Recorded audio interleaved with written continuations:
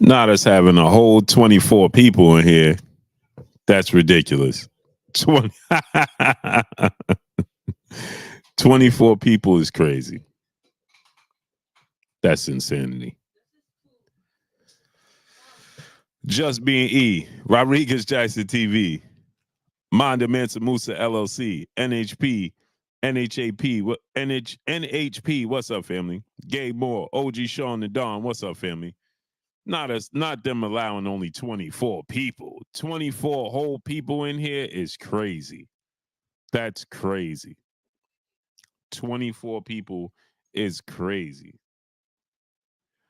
Uh so Ryan Garcia, Kendra, what's up, family?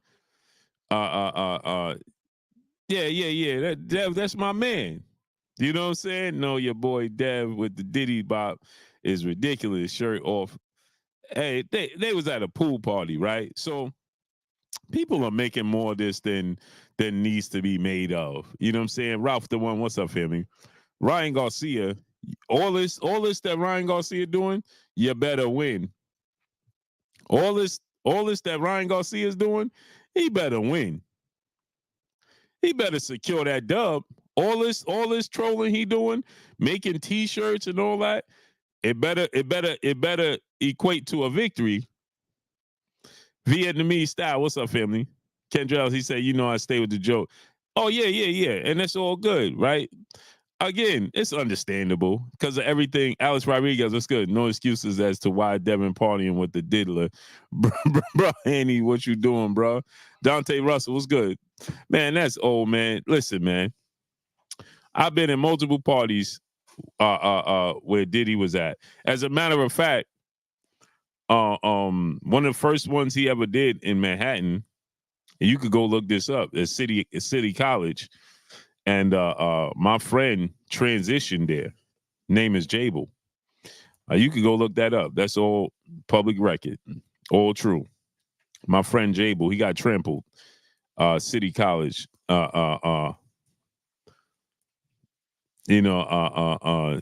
one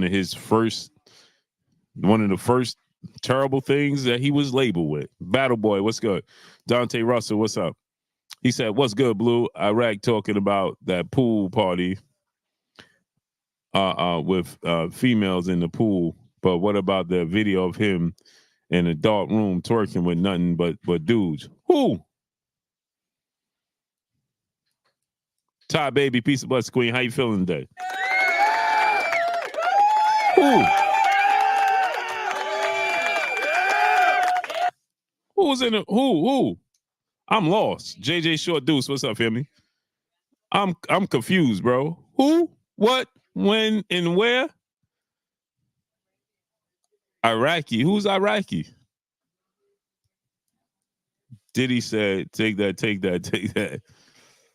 Hey, Ryan doing a lot of trolling. He better back it all up. I know that. You're not lost. I don't know what he talking about. He said Iraqi. I don't understand what he talking about. He said, "What's good, Blue?" Iraqi talking about that pool party with female. Who's Iraqi? Oh, Ryan Garcia. Oh, yeah. In the dark.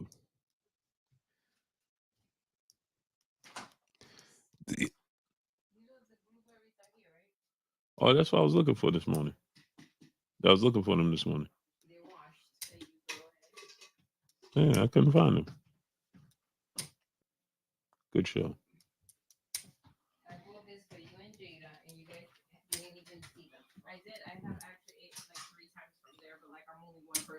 I can't see. I couldn't see. I was looking for the. You see what he just said on the show, right? You go and buy containers.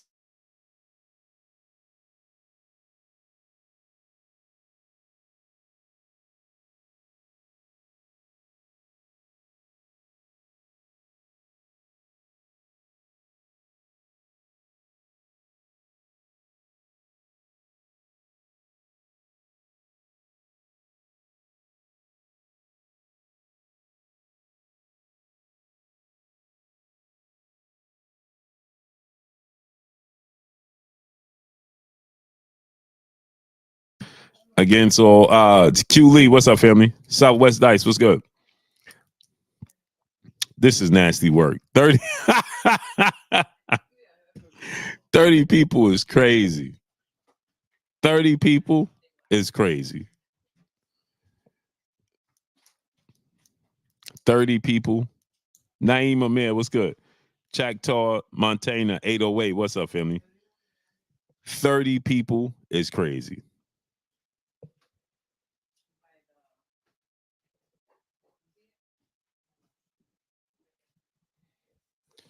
Chris J, 330. Ronald Lasan, what's up, family? I just subscribed to your other channel. Salute, appreciate you, bro. My bad, said flavor in your ear. My boy said flavor in your ear. Luciano family, what's up, family? So here's the thing, man. It says 43 on my end. Woo-wee! Denzel Horton, what's up, family? Now that's Ryan Garcia. He's selling these shirts, Denzel Horton. He's literally selling these shirts. Like I said, he better win. You doing all this, you better win. You better have a good showing. You better have a good showing. You better show up and show out.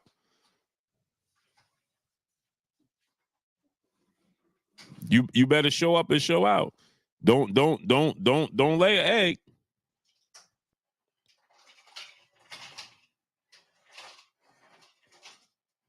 Don't lay an egg. He better show up and show out.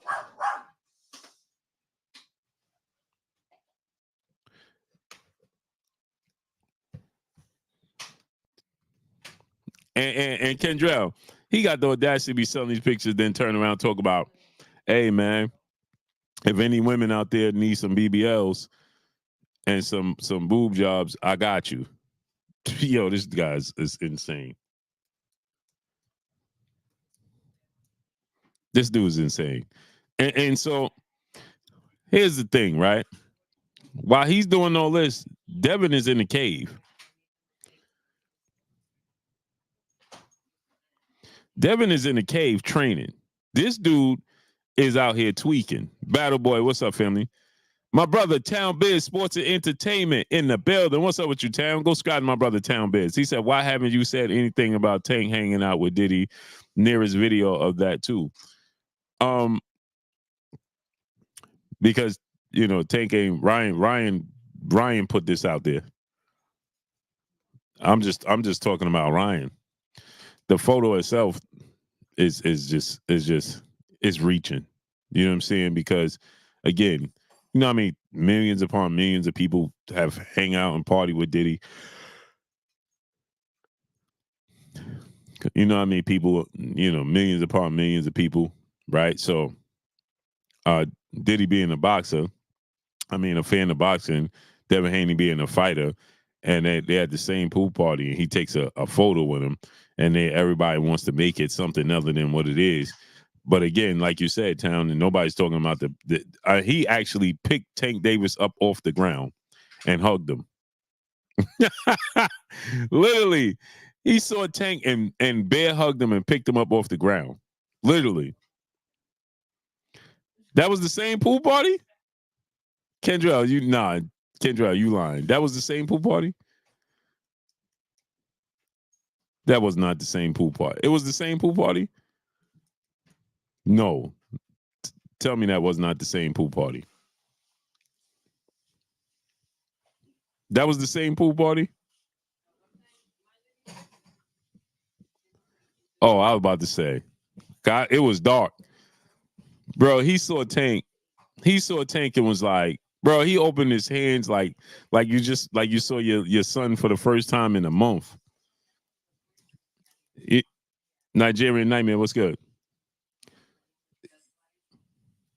YOLO Swaggerly, what's up, family? Thoughts on Shannon Briggs versus Rim? And man, they've been talking about that fight for 2 years, man. Battlefield Boxing and MMA, what's good? Luis Melendez, what's good? Brandon Woods, what's good? They said Bill left Devin with him. Nah. See, here's the thing.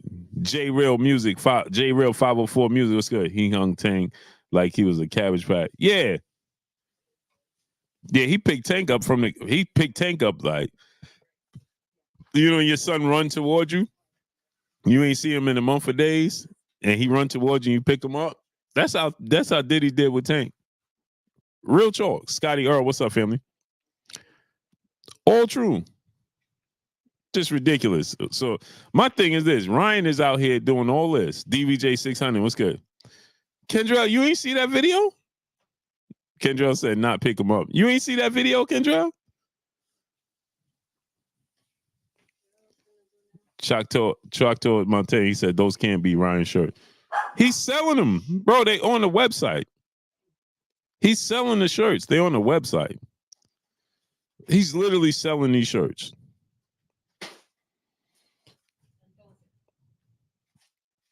He's literally selling these shirts on the website. Literally. Denzel said, that can't be real about 10. Yeah.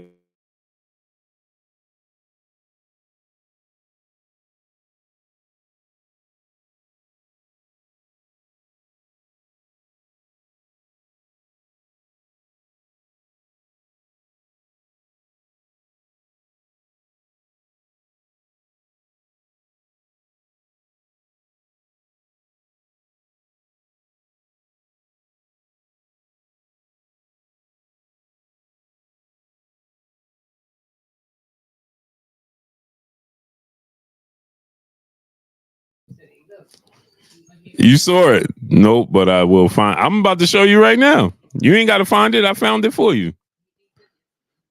You ain't got to find it. I found it for you, brother.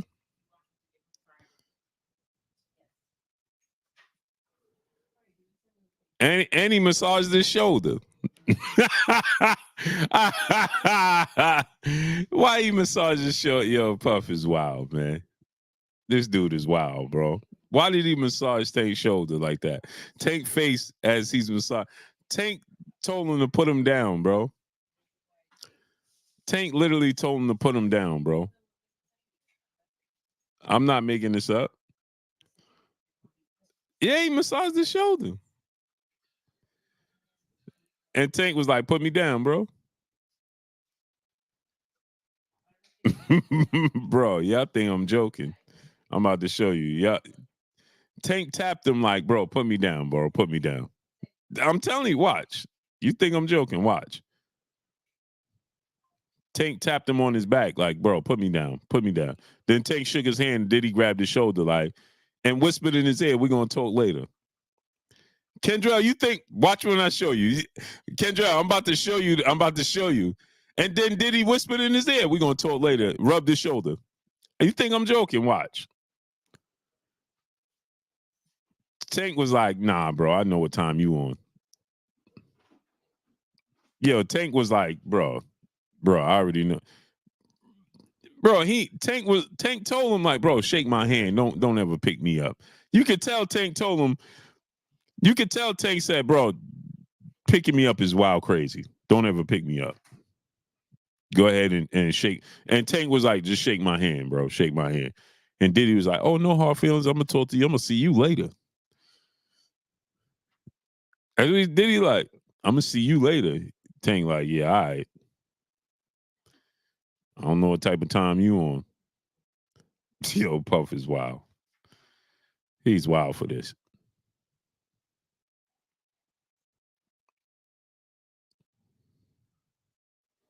Watch. Y'all think I'm joking. Enzo 88, you seen it, right? I'm about to show you right now. I'm about to show y'all right now. I'm just cropping it out so I don't get copyrighted. Tank like, bro, don't ever pick me up like that again. You could tell Tank wanted to hook off on him. Yo, Tank face like, bro, what are we doing here, bro? The way Diddy leaned his chin on his shoulder. He put his chin on Tank's shoulder. Tank just out of respect, Tank ain't put him to sleep. Out of respect, Tank ain't put him to sleep. Cause you could tell, you could read all over Tank's face. He like, I'm about to put this dude straight to sleep. You could tell all over Tank's face. He like, bro, don't ever do that again. And Diddy like, nah, we good. I'm gonna talk to you later. Tank like, yeah, all right. Here you go. Here go the proof. Here go the proof, people.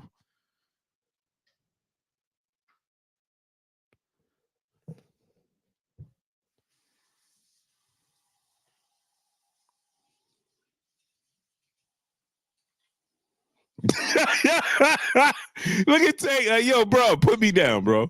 What is you doing? Look. Diddy like, we all right?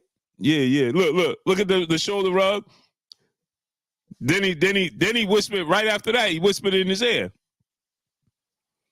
He whispered in his ear, right? I'm not making it up. He whispered in his ear right afterward.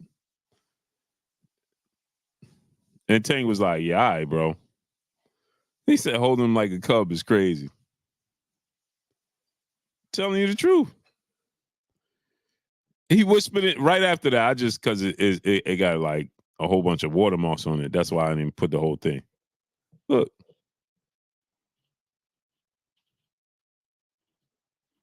Right there, he went to whisper in his ear. Look, picked him up off his feet. Tank like, bro, put me down, bro. Put me down. Yeah, all right. We good? Yeah, all right, bro. Look. You see? You thought I was playing. You thought I was playing. Y'all thought I was joking. Let me show you again.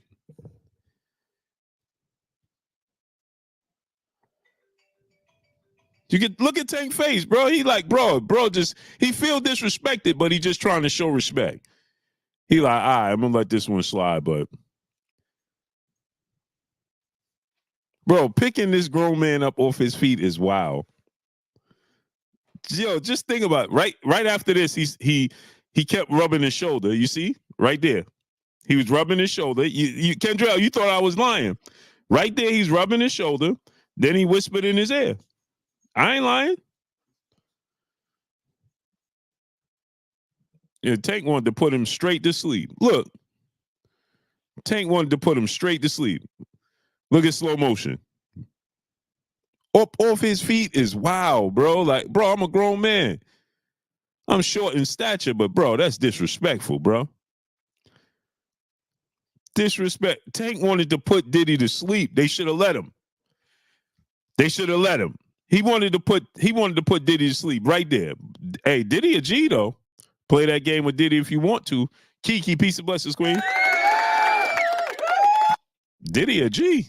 Play that game with him if you want to. I told y'all. Kendrell thought I was lying. Kendrell thought I was making it up. Destiny Black, peace of blessings to the queen in the super chat, dropping that half a dub on your boy Blue in the super chat. We been knew Diddy had buns full of mayo when he was always with Farnsworth Bentley. Farnsworth was clearly a glitter.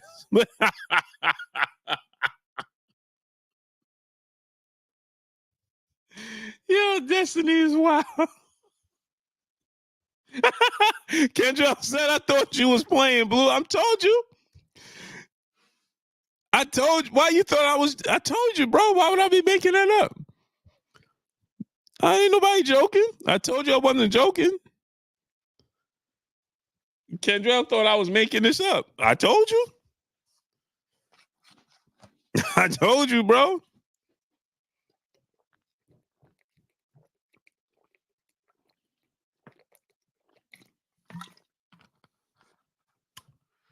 Picking that man up off his feet is wild. That's a grown man, bro. I'm a grown man, dog. I'm a grown man. You can see all in Tank's face. Tank wanted to be like, hey, bro, if that was somebody else, they probably was at Diddy crib or something. Because you can see all in Tank's face. As soon as his feet hit the ground, he wanted to just take off on him. But out of respect, that's why Tank just looked at the ground like, bro, this dude just straight disrespecting me. And Diddy like, nah, bro, we good. We gonna talk later. Trust me. And Tank like, bro, telling you now. I'm telling you now. Leave it alone. No. Tank like, nah. Look, Tank ain't even engaging. Tara Purvis, peace of blessings, queen. How you feeling today?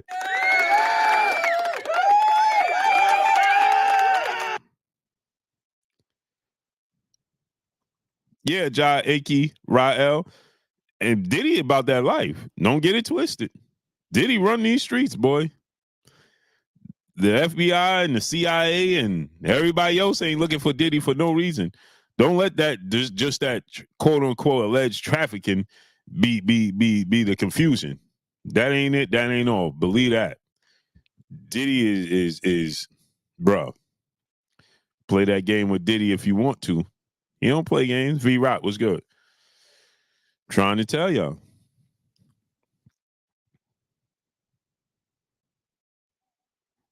Trying to tell you, he straight picked Tank up.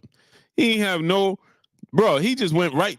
That you could tell it's the first time they met, like that. Dude went to Tank with open arms, like, "Come here."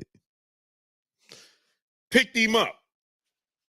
Tank had to pat him on his back, like, "Bro, put me down, bro." That's the ultimate disrespect. Tank, like, "Bro, put me down, bro. Put me down, bro." He looking at him. We ain't good. What's wrong? Huh? Hmm?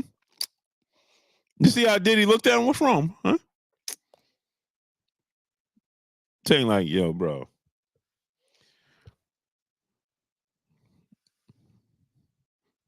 Kendrell, you know I'm not lying.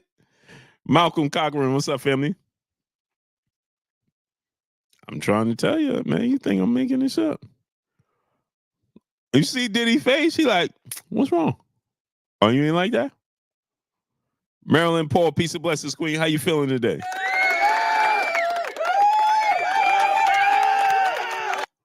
Oh, you ain't like that? You can see, sucking the food from out his teeth. No Diddy.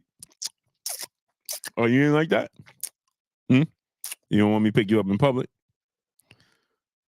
You know what I'm saying? Tank like, "Bro, telling you, bro. I'm him. I ain't him. Look. Look, you see Diddy said, "What's wrong?" Watch. Look, picked him up off his feet. Bro, look at the hug. Look at his chin on look at his cheek on his cheek, bro. Tank like, "Bro, what is we doing here?" Look. What's wrong? Look. All right. Okay. All right. Okay. Uh-huh. Mm-hmm. How you gonna, bro? He hugged him chin to chin, bro. Chin to chin. Look, cheek to cheek. Tank like, "Bro, get your bed up off me, bro." Look, cheek to cheek. Look at his cheeks. Tank like, "Bro, get your bed up off me, bro. What are we doing?" He like, "Oh, you ain't like that?" Look, see? What's wrong? Tank like, "Yeah, all right." He walked away. "Nah, we're gonna talk later." "Yeah, all right." Cheek to cheek is crazy. Hey, bro, don't, if you see me out in public and you want to give me that El Blue, you do the little joint, bang. You know what I mean? Bang. And you give me bang. Don't go cheek to cheek with me, bro. Don't go cheek to cheek. Gonna be taking pictures for a whole other reason. Montre, what's up? Yeah, Ronaldo saying he definitely felt violated. No Diddy. Inside the square circle, my brother King Judah. He said Diddy is here to remind us, men, that no means.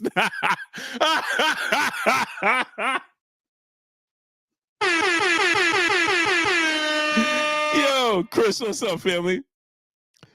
I'm trying to tell y'all, hey, Kendrell, y'all better blame Kendrell. He was in here.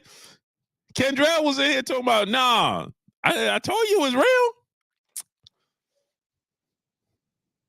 Puff out here puffing. Man, Puff like, bro, Puff don't care about nothing, bro. Bro sent his private jet on a dummy mission last night. Yo, he sent his private jet and his pilot on a dummy mission to go nowhere. Hey, bro, take this plane and just go to Antigua. Huh? Nobody on the plane. A straight dummy mission. Bro sent this pilot on a dummy mission. They're going to be looking for me. You go to Antigua. land the plane, I'm going elsewhere. Straight diversion. Bro, he did that in real. Y'all don't understand what y'all just witnessed in real time? He's giving us a movie in real time. In real time, bro sent his pilot on a dummy mission, a diversion. And then sent out then he put out a statement that he upset that they trashed his house. Bruh. Then he put out a statement like, yo, they ain't have to do that to my office. What?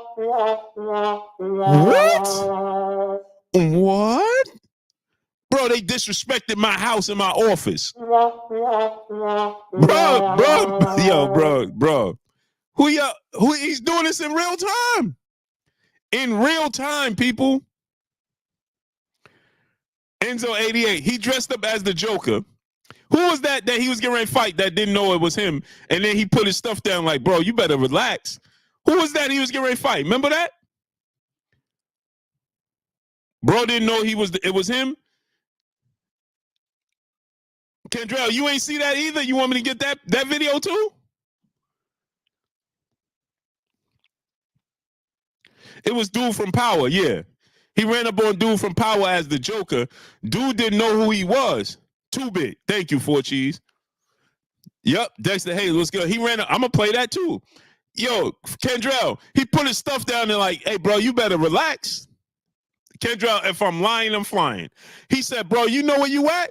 You better relax. You don't know me? Kendrell, that's what he told him. You don't know me? You don't got respect for me? Bro, you think I'm joking? All right, Kendrell, I'm going to have to get that video too, huh? Chris Esperon, you ain't see it? Okay, I'm about to play that for you too. He ran up on dude like he was the Joker. And dude was like, bro, dude from Power. I think it was at the awards or something. It was Halloween. Yeah, he said, oh, you want this? You want this action? You want to do this tonight? I'm telling you, bro. Jason Moore, what's good? Yeah. All right. I'm about to play that video for y'all. Destiny Black, the queen in the super chat, dropping another half a dub on your boy Blue. He said Diddy is the saddest with a lot of masculinity insecurities. That why Diddy is a sadist with a lot of masculinity insecurities. That's why he emasculating other men. He is a terrible human. He's a sexual deviant. I know for a fact one of his sons definitely got mail in the buns. Yeah. But that's what I'm saying. He is like I'm about to get that video.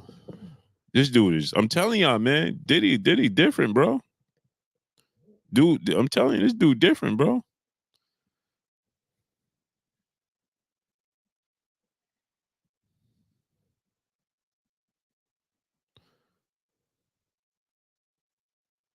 Look, here we go. Hold on, I got the video.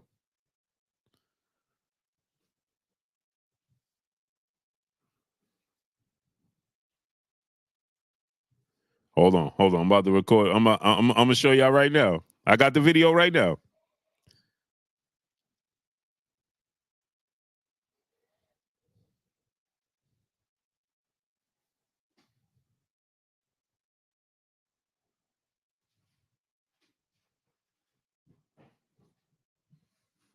Hold on.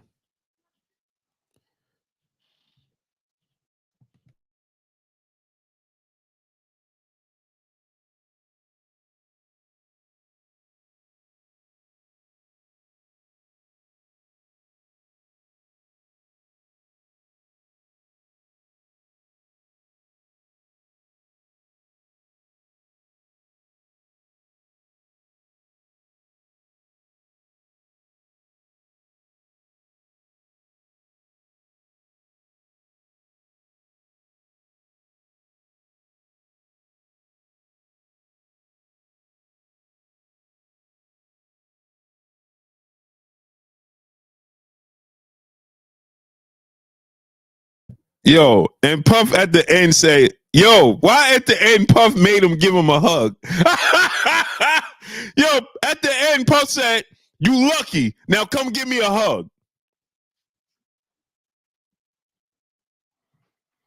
Yo, Puff said, you lucky. Now come give me a hug.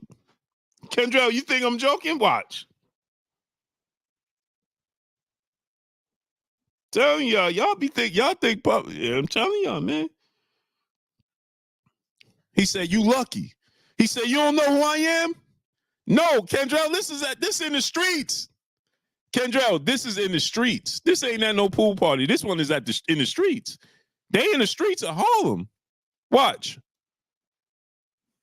He said, Puff said, I'm here for love, but if you want something other than that, I'll bust your joint open. He said, you don't know who I am? I'm Puff. Then he said, now come give me a hug. I kid you not. Watch. Hey, Kendrell think I'm joking. Watch.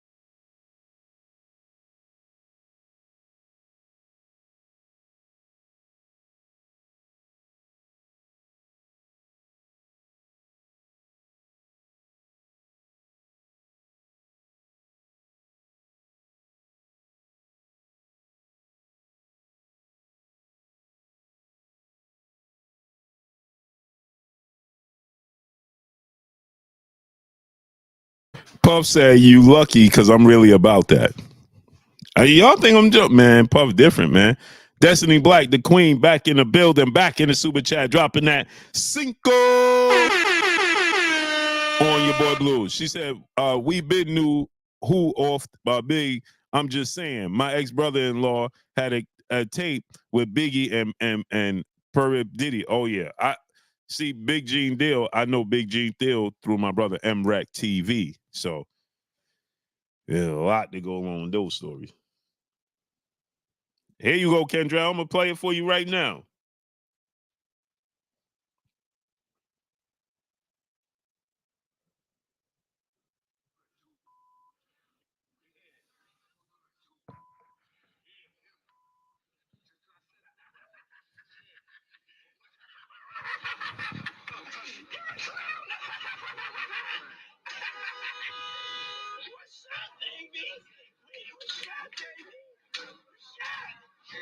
You don't like me? Get to it. You don't like me? You in front, get to it. Don't play with me on Halloween. I'm out here with love. You want to have love? It's what I'm doing. Come on here, I'll bust your. Nah, hey, keep it. Hey, so you don't never talk to me like that. Love. Do you know who I am? Bro, you know who I am. So love, bro. So love, bro. Yo, bro. It's Puff. Come here, give me a hug, though. You lucky, though. You lucky, yo. I'm really about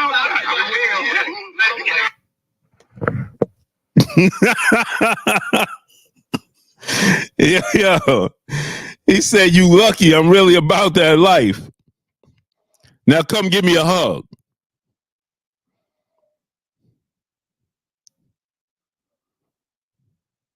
Now come give me a hug. Bro,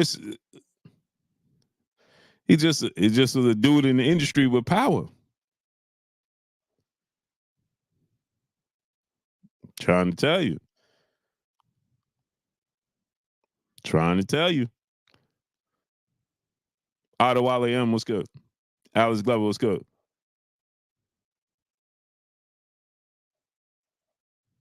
All facts.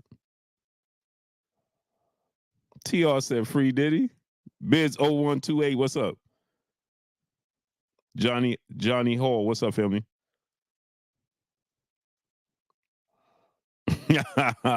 Ray Spacer, what's good?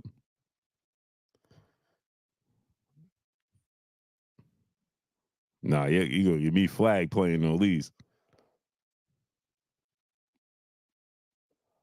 Nah, he ain't losing Ray Spacer. He's just in pursuit of that paper. Liba 926, what's good? Hey man, that rhyme. Nah, he ain't losing race pacer. He just in love with that paper. He ain't lose it.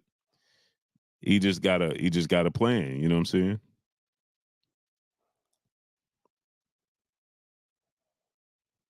So you see Puff at parties, you know what I'm saying? Like Dev young, Dev seen him at a party. This is before, you know what I'm saying, anybody knew anything. You feel me? You figure deal me? So Dev see him there, Ryan trolling. Man, if Puff seen Ryan at the party, he gonna do the same thing, if not worse. Imagine if Puff seen Ryan Garcia at a party. Man, come on, man.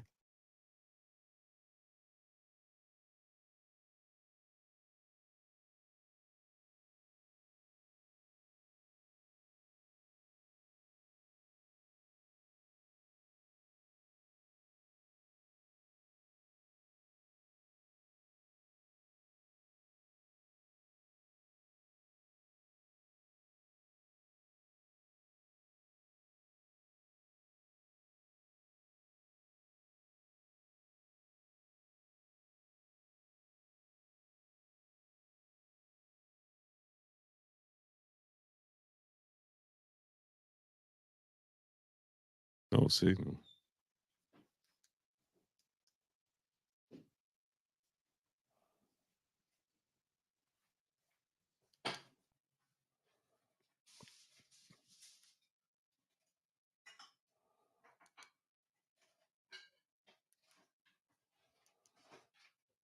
So,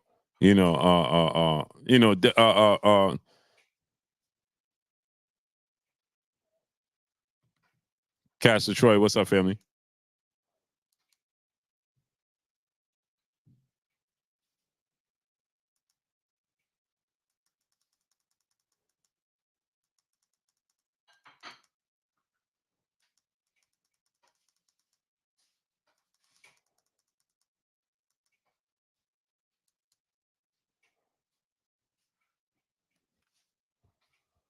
Salute to my brother, Liba 926, brother in the super chat. Much love, brother.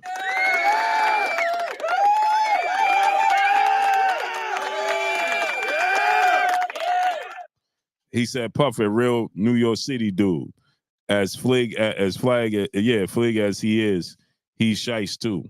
Yeah, that's what I'm saying. He really about that life. He really is, bro. He really is. You know what I'm saying? It's just unfortunate. You know what I mean? But like, K different breed. Peace and blessings, Queen. How you feeling today? So the thing is, about him is that he just like Destiny said, just allegedly. I'm gonna say allegedly, he's just not a good human being. You dig what I'm saying? That's ultimately what it is. You know what I mean? Like, he's just not a good dude. You know what I mean? You're not a good dude, bro. I mean, you come in, he got power. You know what I mean? He at places. You know what I'm saying? So Dev take a picture with him. Me too. What's up, family? Dev takes a picture with him, right? And everybody wants to use it against Dev. Now, isn't it ironic? Isn't it ironic that you see the pictures of Devin, but nobody else with him? So you ain't Puffy with no other boxers? They had a pool party. You know what I'm saying? Like, Dev was supposed to have his shirt on at the pool party. He had a pool party, bro. You know what I'm saying? Like, bro, what is bro supposed to be at a pool party with? Like, bro, come on, make it make sense, man. Make it make sense, bro. I know Ryan better back all this talking up.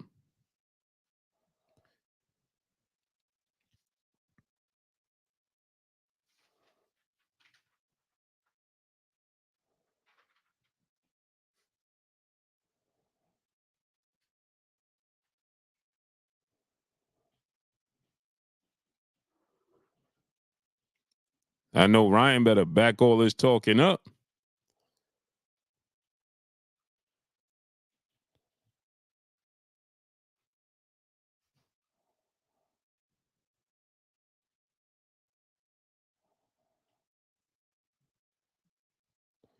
You see what I'm saying? Like, bro, they highlighting it because it's Devin Haney, bro. Plain and simple. They highlighting it because it's Devin Haney. Again,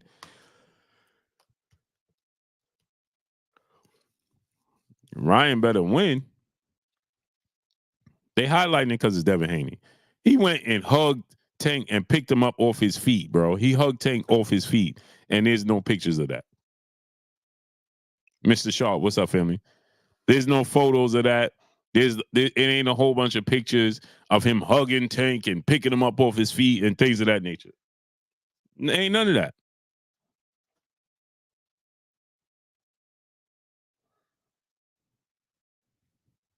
Like people just want to.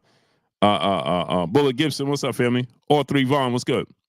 People want to. People want to pit the two of them together. You understand what I'm saying? That's what they want to do. People want to they want to mix and match and glue pieces together and things of that nature. That's what they want to do. Crawler Lope, what's up, family? But I know this: Ryan better show up to fight April 20th. I know that. He better show up to fight. I know that much. I know that. He better show up to fight.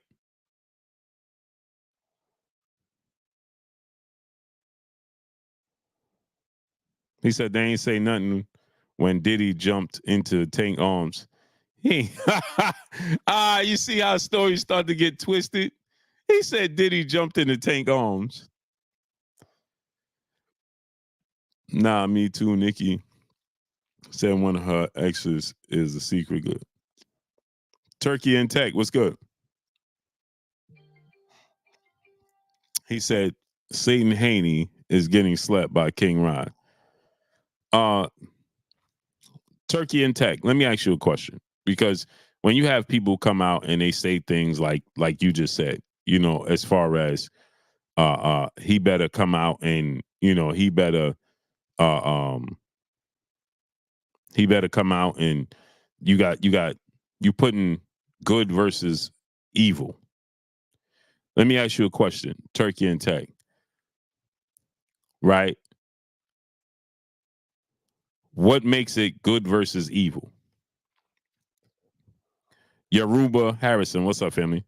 Have they announced the undercard? Not yet. Not yet.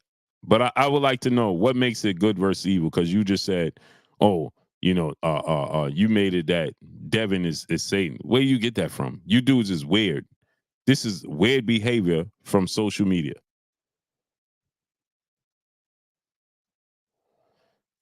Now don't disappear.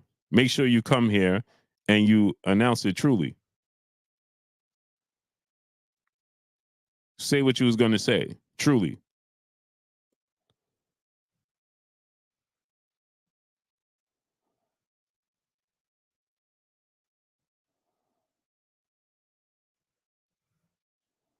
I believe it's spiritual battle, no boxing technique matter. The Muslim bombed American. Oh, okay. Turkey and Tech. I'm gonna have to ask you to leave.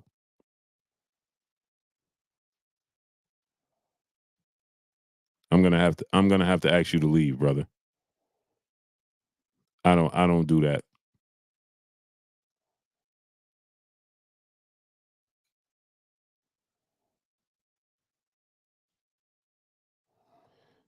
I don't. You just, Shogun 76. What's good? Some people, it just it just gets weirder and weirder.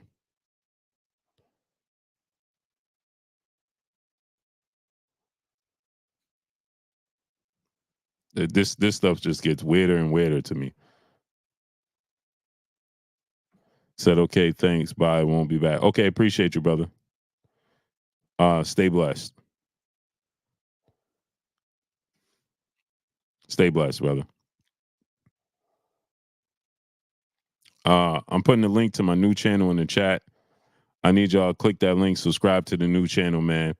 Let's get the new channel to 2,000 subscribers. Shogun 76, what's up, family? I need y'all to get the new channel to 2,000 subscribers. Let's get it all the way up.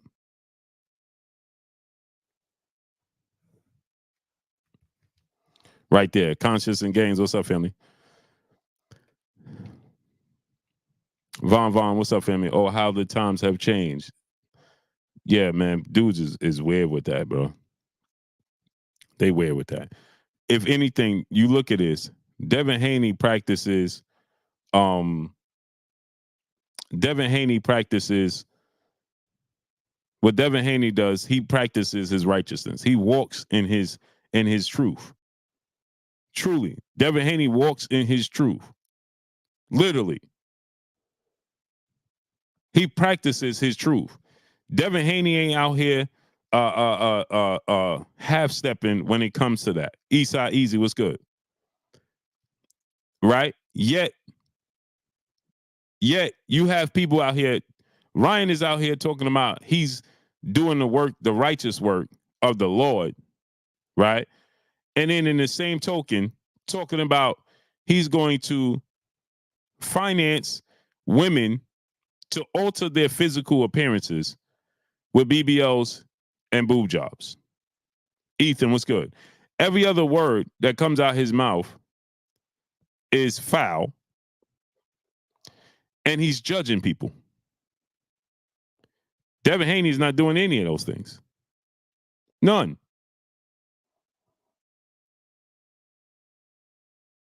He's not doing any of those things.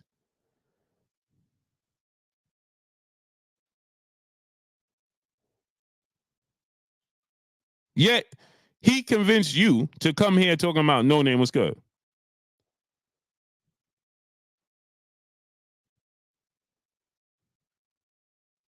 No. This is the thing about it, No Name. The L Rivy, what's up, family?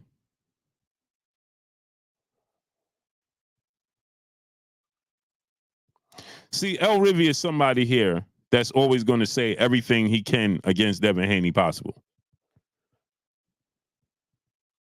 It's weird, bro. It's weird. Myri, to you, what's up, family? It's very weird. You dudes on social media and on here are weird. Like, this dude is a 25-year-old successful kid, don't get in trouble, mind his own business, and trying to fight the best. And every time you turn around, y'all dudes coming up trying to come up with something. So here El Ravi talking about they both going at each other. No, it's called a reaction. That's called a reaction. He was reacting to something that Ryan Garcia said about him. It's called a reaction. But instead of you holding the person that did it accountable, you want to hold, because they both ain't do nothing. If I'm sitting in a classroom and I'm minding my business and doing my homework and doing my schoolwork, and you sitting behind me and keep plucking my ear, right, and keep pushing me and keep agitating me, then I turn around and haul off and slap you, then you're going to say, well, they both was going at each other. What are you talking about? What are you talking about?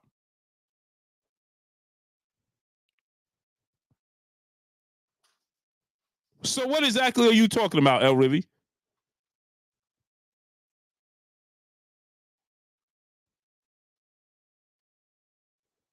Destiny Black, the queen, back in the building, back in the super chat, dropping another half a dub.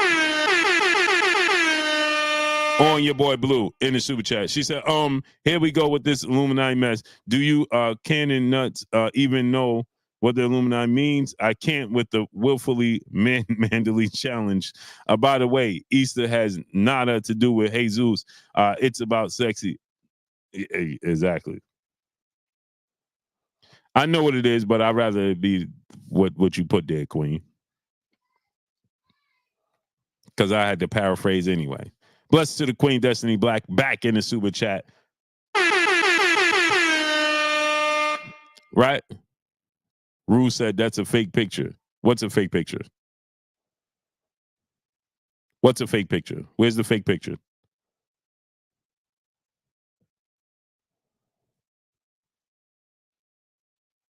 What's a fake picture, Rue?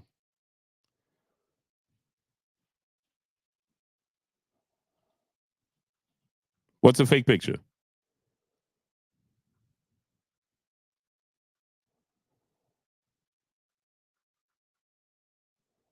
What's a fake picture, Rue?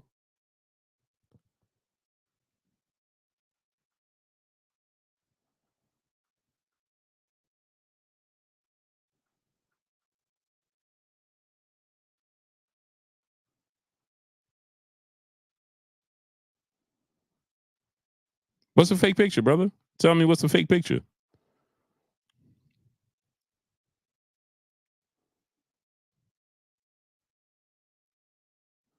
Shut up and laugh. What's up, family?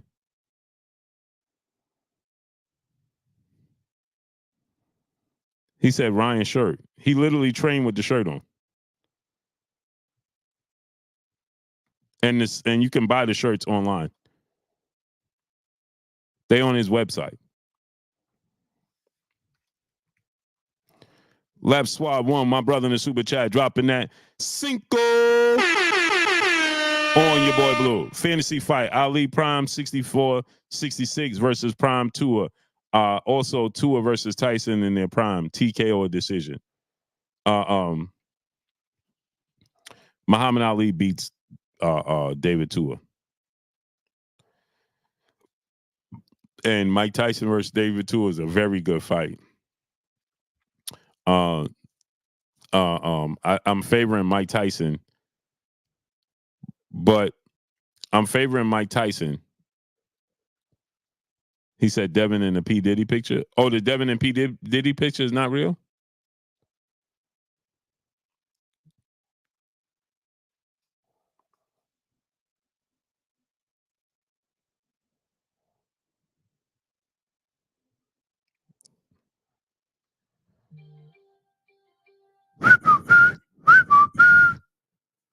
Let me see.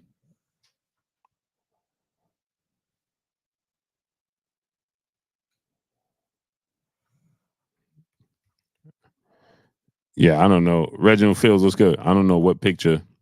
But Mike Tyson, I favor Mike Tyson to beat David Tua. But on the flip side of that, right?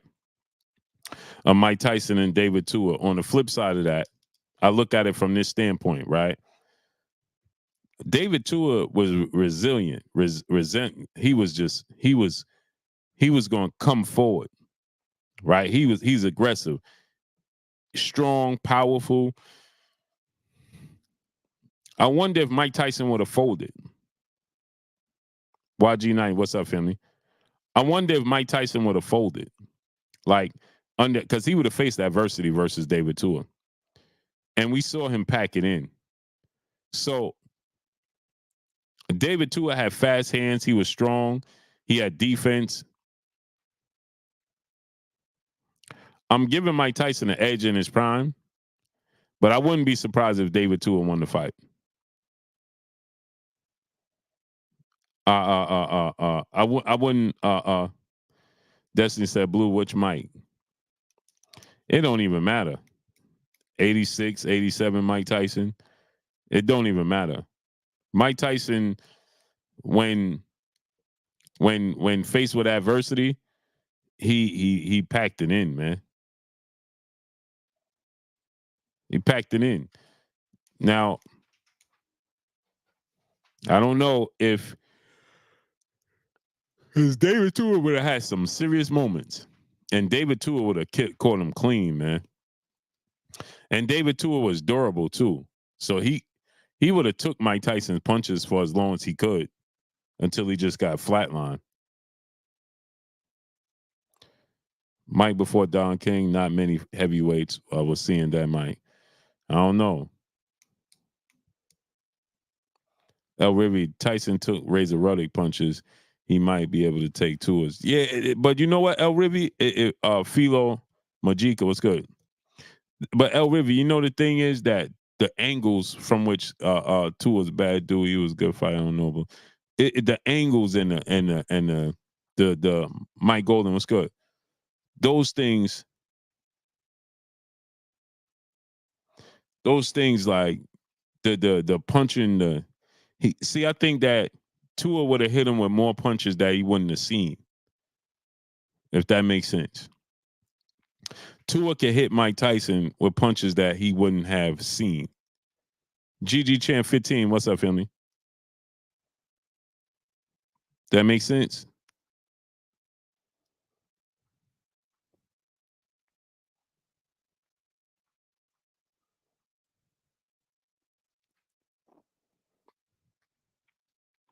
Like Razor Ruddock hit him with punches, but Tua would have caught him with punches he didn't see at all. Just slipping, bang, bang. You know what I'm saying? Giving him a taste of his own medicine. Who did Tua just beat like that? Tua never got in the ring of a Mike caliber. Yeah, but it didn't matter. It's his style. It's his style. The style of David Tua with the hand speed, the aggression, that would have been a problem for Mike. Again, I'm still picking Mike to win. Abamad was good. Have I ever watched Muhammad Ali, Abamad? Really? Is that a real question? Adrian Crook, what's up, family? Tua was tough. He was durable. I favor Mike to win, but man, it would be interesting to see how Mike fare with that adversity because he's gonna be with some adversity.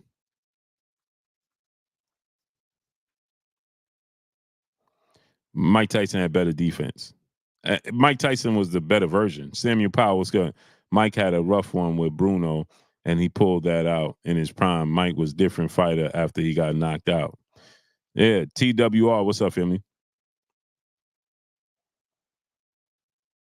Yeah, two or four Ike Iabiabuchi. Woo-wee! That dude was different, bro. Jonathan 97 was good. Me too was good.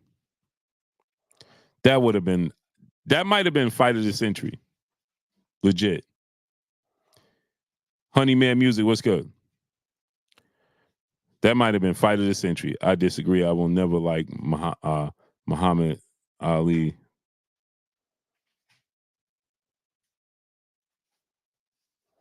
You don't like Muhammad Ali, Destiny? Can I rate Tank slickness compared to what? Me too was good. Just overall his slickness. Tank is not very slick. He's not very elusive. He's very strategic.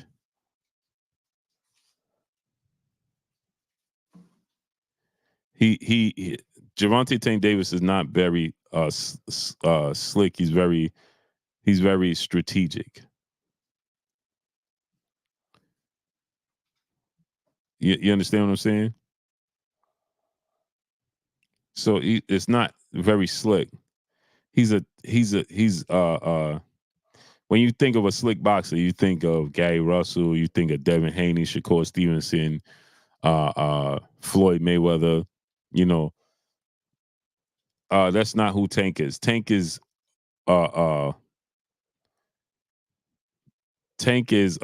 he's from New Zealand.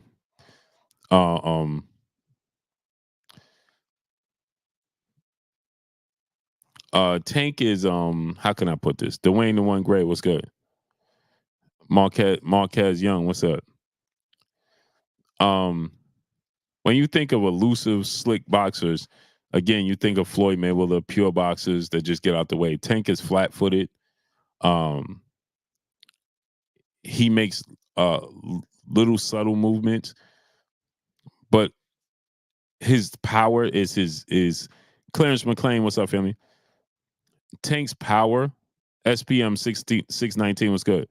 Hen Dog, the fearless one. What's good? Adrian Crook. What's good? Tank's power,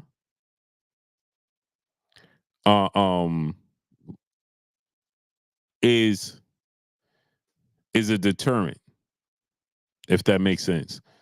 Tank's power makes his opponents hesitant, so he don't have to use a lot of slickness.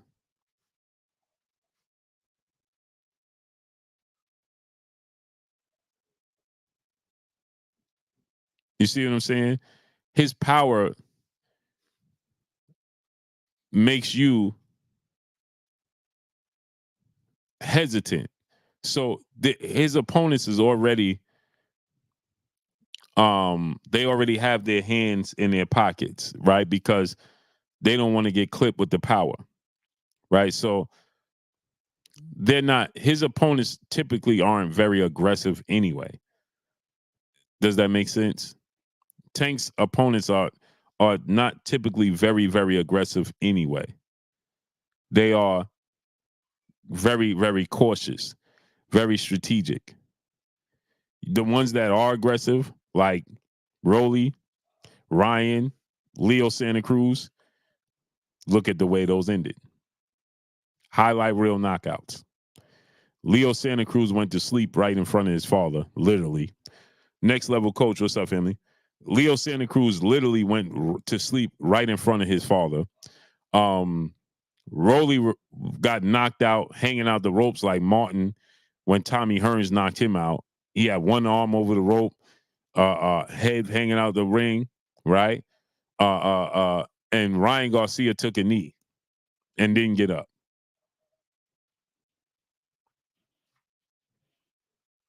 He took a knee and never even got up.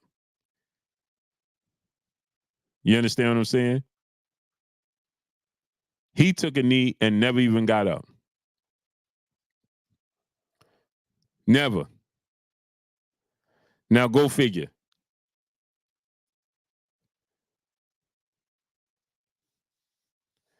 Because they were super aggressive towards him. They were super aggressive. When you super aggressive towards Gervonta Tank Davis, that's what happens. And even in those cases, he's fighting. He's being elusive, right? But it's like, you know, he's not like Terrence Crawford is with Errol Spence. He was slick, slipping this punch this way, just the punch barely hitting him, barely missing him, and he's countering him. Bang. You understand what I'm saying? Where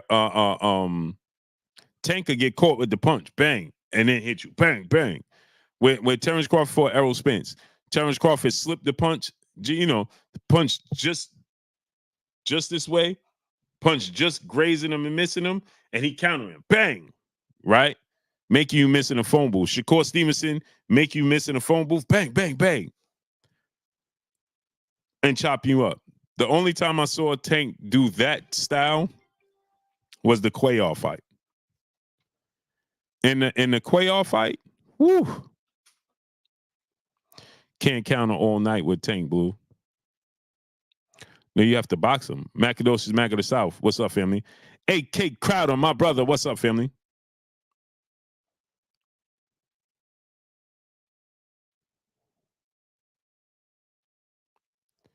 Right? So when you look at that,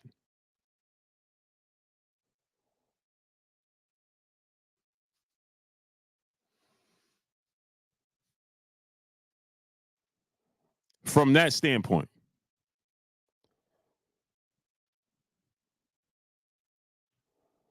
right? Tank don't give you that. He has. We know he has the ability, but that's just typically not what he does. That's not who he really is, and that's not what he really does. Macadocious Mac of the South, my brother, becoming an official channel member, family member of this here Blue Blood Sports TV. Salute to my brother Macadocious Mac of the South. I appreciate you, great brother. We appreciate you as a community, as a family, brother. Peace.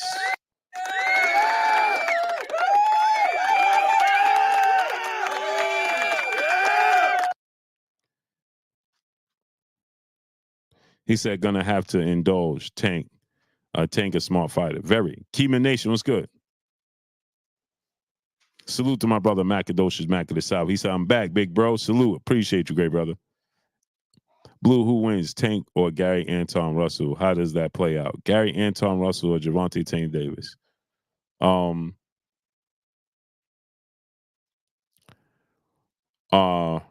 That's a very good fight. I just think Gary Anton Russell is too much. The style you need to beat Gary Anton Russell, I don't think that's a bad style matchup for Tank. Tank can win, but I think that's a bad style matchup, man. Gary's big, strong, southpaw, aggressive, fast, has power.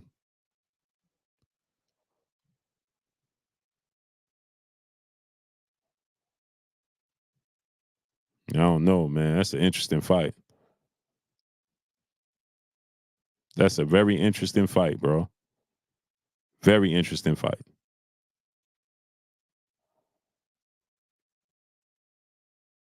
That's a very interesting fight. But I gotta go in the direction of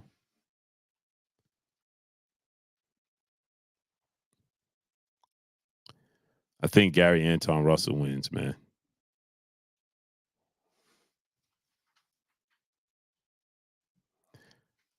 I think Gary Anton Russell, man. Dude is nice, bro. AJ Fastlight, what's up, family? That dude is nice, bro.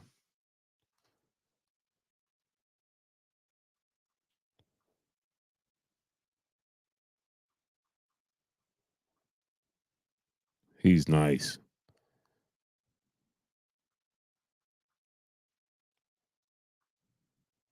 That dude is nice. Hold on one second, y'all. Hold on.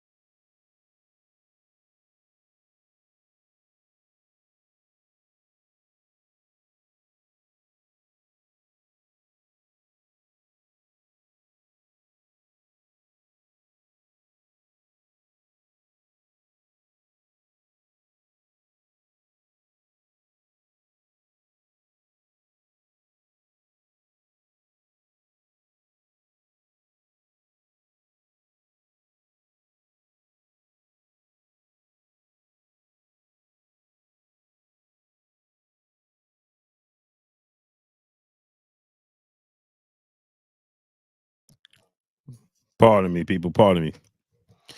Man, my brother still ain't answering, man. My mother trying to reach out. Still ain't answering, man. Concerning. But we'll figure it out. We'll figure it out, man.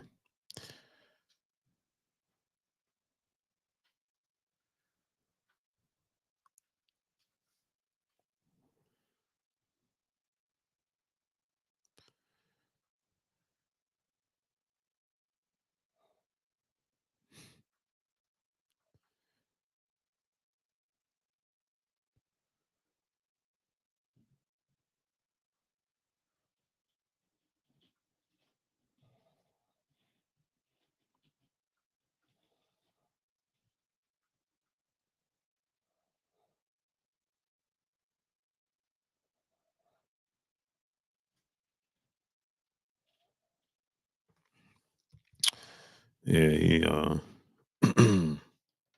still ain't answered the phone, man. Call this dude 1,000 times.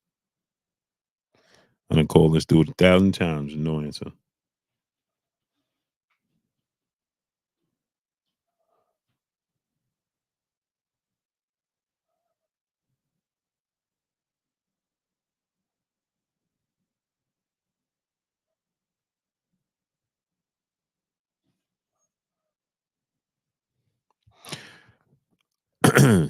Yeah, man.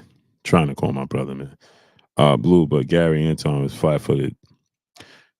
Yeah, but he's a different type of flat-footed, man. Uh, um, he's a different type of flat-footed. He's very aggressive. He's bigger. He's a southpaw. But he also can box. He's very, very strategic. You know, he's very, very strategic. You know, he has, a high ring IQ. You know, Tavon Dupree, what's up, family? He has a high ring IQ. Cali World, peace of blessings, Queen. Sorry, Blue, but I check local hospitals and etc. just in case. Yeah, man, it's just a little bit of distraction since my mom said that he still ain't answering me since earlier. You know what I mean? And that's super weird, but uh uh uh you know I'm always, bad news travel fast, and I'm always positive, so you know what I mean. But he's always traveling, man. That's the thing. Always on that bridge, man. Always, man. So do I think he knocks out Tank? I don't know if he knocks Tank out, man, but he can. That dude is I don't know if he knocks him out. He can overwhelm him though. Not so much if he knocks him out. You know what I mean? I don't know so much about him knocking him out.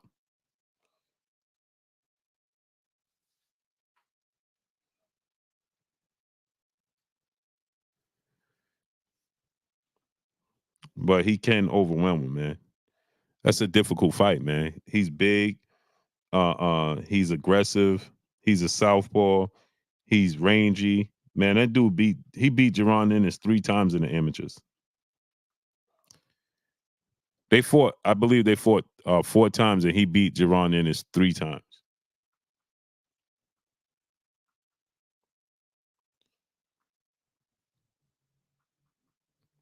They fought, I think, if I'm not mistaken, they fought like 3 times and he beat him like 4 times and he beat him 3 or something like that. Or 3 times and he beat him twice. TR, what's up, family? Oh, they definitely sent him my note. Man, I couldn't even get 30 people here. TR. I couldn't even get 30 people. Renee Basham, what's up, family? I couldn't even get 30 people in here, bro. Go figure. And obviously the amateurs. You feel me? So, but that just goes to show that he's fast, he's strong, he's big. Bro is different, bro. He's definitely different. I got Isaac Cruz winning that fight. Chris Brooks, what's up? Are you going live from your other channel tonight? I was thinking about it, Kalia.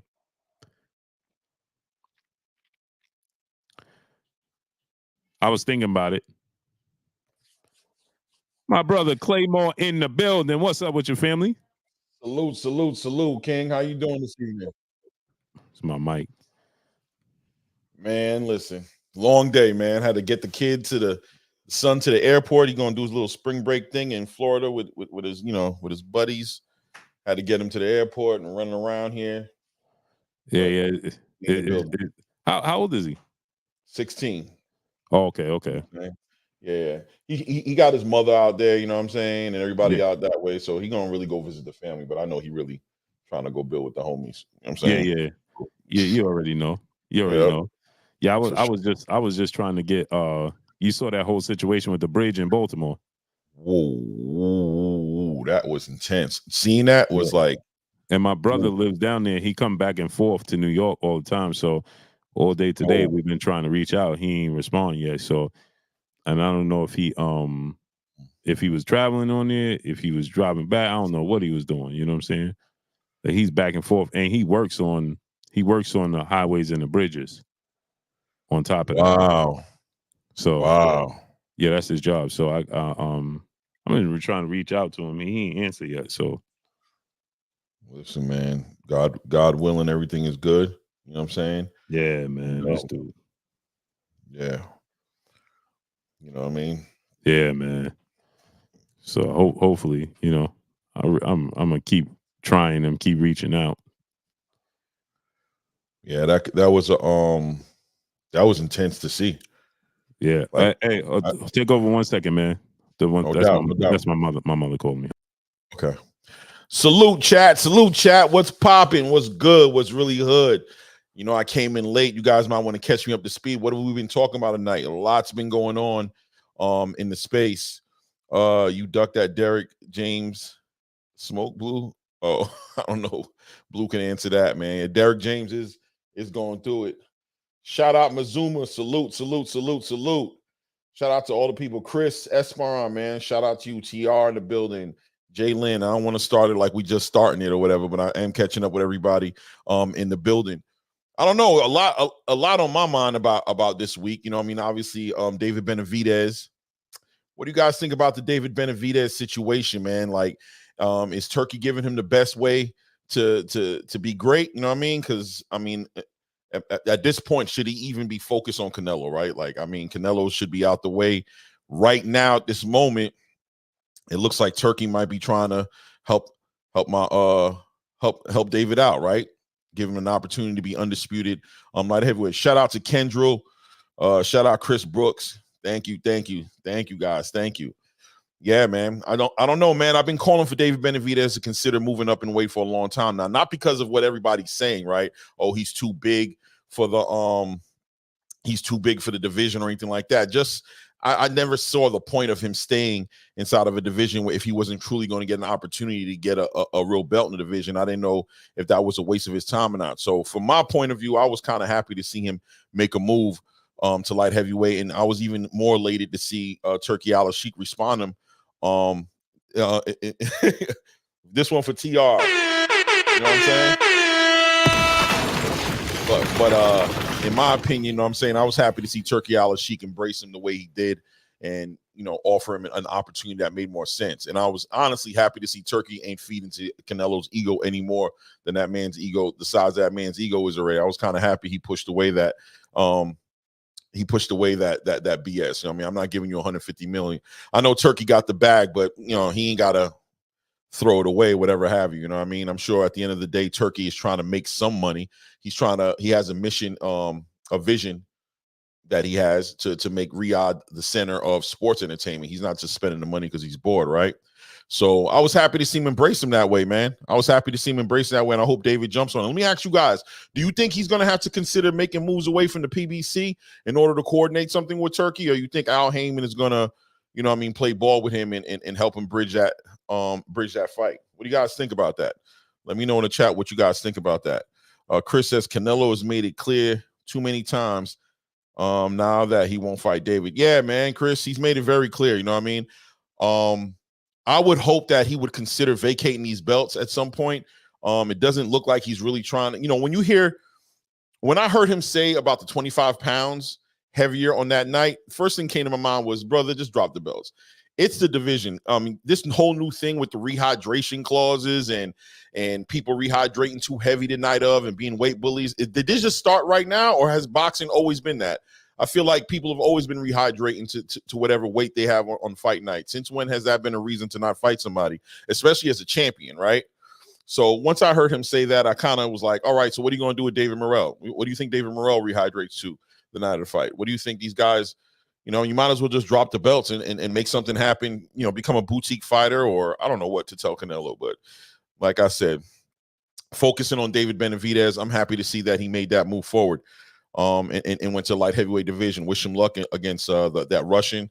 I think Gozik, whatever his name, exactly, cleared that 25 pounds, did it for me. Exactly, Chris Brooks. Once he said that, he just made it pretty much clear at that point. Listen, man, I don't want to fight at super middleweight. He kind of like, you know, and when you think about the fact that Canelo Alvarez has fought at light heavyweight, who knows what Demetrius Bivol, you know what I mean, rehydrated to the night of that fight. And I just don't see, once you start hearing stuff like that, 150 to 200 million, you start hearing about 25-pound rehydrations, and he's the A side. Once you hear that talk, it sounds close to duck talk. You know what I mean? It's about as close to duck talk as you can in today's boxing. You know what I mean? Don't let that go over your head. You know what I mean? Real recognize real. DFW says those are excuses. The man is now saying something about weight. Canelo knows David will stop him. I think there's a good chance you might be right, DFW. I think there's a good chance you might be right. I think Canelo might be dealing with some with a little anxiety, a little fear in there, right? A little bubble guts about the monster. The monster might be giving him a little bit of a pause on what he should be doing next. But I'll tell you what, man, let go of the belts. I don't see. Just let go of the belts, man. Guys, please let me know. Is Canelo a big enough star to be successful and to be a big pay-per-view star without the belts? Does he need the belts to continue to do that, guys? Anybody got any tap in for me on that one? Does Canelo Alvarez need to be undisputed champion or holder of many belts to be a big pay-per-view star? You know, I don't know why holding on to the belts. And listen, for all the Canelo fans in the building, I want to be clear. I hold Terrence Crawford to the same exact criteria. You know, I'm a Terrence Crawford fan. And I'm like, listen, if you're not going to defend those belts, let them go. Let the division continue. You know what I'm saying? No one boxer is bigger than the whole sport. Boxing is always going to be bigger than one. Boxing is always going to be bigger than one boxer. You know what I'm saying? So we always got to pick boxing first. Thank you, Chris Brooks. He don't need those belts. He don't need. DFW Motivation says, Clay, when have you ever heard of a 200 million? Nobody. No, Canelo is not the face of boxing anymore. No, he doesn't need belts to sell pay-per-views. No doubt. Southwest Dice, I will assume right now that he is, man, but I don't know. But I understand where you're coming from. I definitely understand where you're coming from, family. We're praying everything is okay over there for real. Yeah, man. So I don't know. Canelo, do what you do. I appreciate it if he left the belts, but once again, happy that David Benavidez found a way to move on away from that situation and make his own legacy. I don't think David Benavidez ever needed to fight Canelo as much as an opportunity to become a champion. And I think sometimes people get a little centered and caught up on that idea, right? Like somebody's chasing somebody for a fight. No, brother, they're chasing you for a belt. Same thing with Boots and Terrence. Boots isn't chasing Terrence. Boots is chasing those belts. So let go of the belts. You know what I mean? Let go of the belts, man, and continue on with your career. You already made your legacy. You already are who you are. You know, now, in my opinion, holding these belts and not fighting the mandatory is starting to put a little stain on your legacy a little bit. This is going to come up because you are the champion. If you weren't the champion, you could easily say, listen, I don't need to fight that guy. I got other fights. I'm trying to fight bigger fights. Let that guy fight for those belts. Let him become a champion before he talks to me. But when you hold on to the belts, you know, you kind of put a narrative out there about you. It's only about the belts. It's only about the belts. Haney and Diddy a little funny. Hey, TR. Hey, listen, man. Diddy going through some things right now, man. Let's not put that man's business out in the streets. You know what I mean? Diddy going through it a little bit. We don't know what's going on over there with Diddy, man. I don't know what's going on over there with Diddy. You know what I mean? I try not to speak in those type of things too much. Let me see what it says here. Hold on. Okay. Yeah, why hold the belts? that you have to pay for. 100%. It's petty. It's petty, man. Sometimes it looks petty. Maybe there is something. I always ask that question. So even with Bud, even though I saw with Bud, he did activate a WBO, right, to fight against Tszyu. So I wonder if he would have been able to do that if he didn't have the belts. So, I guess it could be some leverage there. There could be some things that can be some leverage there in one way or another. But in the case of Bud, now that he's activated those that WBO title, why hold on to him? I'm assuming he's going to let them go anyway. Now 50 been exposing him. Johnny Cross, listen, man, you guys going to make this boxing show into a into a little gossip channel, man. Yeah, Diddy going through it, man. Diddy's going through it, but hold on the belts, give you leverage for the next weight class champions. All right, Chris, that's what I was saying. Maybe that's what it is. So holding on to Chris Brooks's theory here. So do you think Canelo, maybe he's trying to leverage something to, maybe he has plans on negotiating something at the light heavyweight division? I don't think so, but do you guys think that's what it is? Is that why he's holding on to the belts? I don't know. You know what I mean? Benavidez beats Canelo, in my opinion. Mac of the South. I hear you, brother. I happen to be on the same side as you when it comes to that. I do think David Benavidez beats Canelo, man. I do think so. Anyone seen Dev IG post? Ryan about to get hurt bad. Yeah. I've actually been proud of Ryan this week. This was a good week for Ryan, in my opinion, guys. I think Ryan really fell back for the first time, I think, this week. I'm sure he had his little moments, but it looked like for the most part he fell back. When he did come out on social media, he was running. He was assuring everybody what he's going to be doing, that he's getting ready for the fight, and everybody got him twisted. I actually really appreciated Ryan Garcia's social media exposure this week. Even though that face, what did you guys think of that face-to-face, guys? That face-to-face, wasn't it a little weird, being that it was shot before the press conference even went? Did anybody feel anything weird about that? Did that do anything for anybody, that face-to-face? I feel like it was I just feel like it was kind of like bad timing, like it just wasn't put out the right time. They should have did a fresh face-to-face. King Rye, and I know TR. I already know TR. I already know where you at. TR, one day you're gonna let me know who you are, because I got this funny feeling you like Ryan's cousin or god brother, or I don't know. I got this feeling about you, TR. One day we'll get those questions answered, I'm sure. Man, I hope Ryan is doing what he's supposed to do, though. You know what I mean? It looks like he is. Did you guys see the Derrick James interview? Anybody see the Derrick James interview in the building? That was a telling interview, man. I feel like Derrick's kind of sheltered himself away from what Ryan's doing, right? That's what the picture he's painting. He's painting the picture as if he's no longer part of this Ryan Garcia, of all the antics, like he's only part of what's going on inside the gym, right?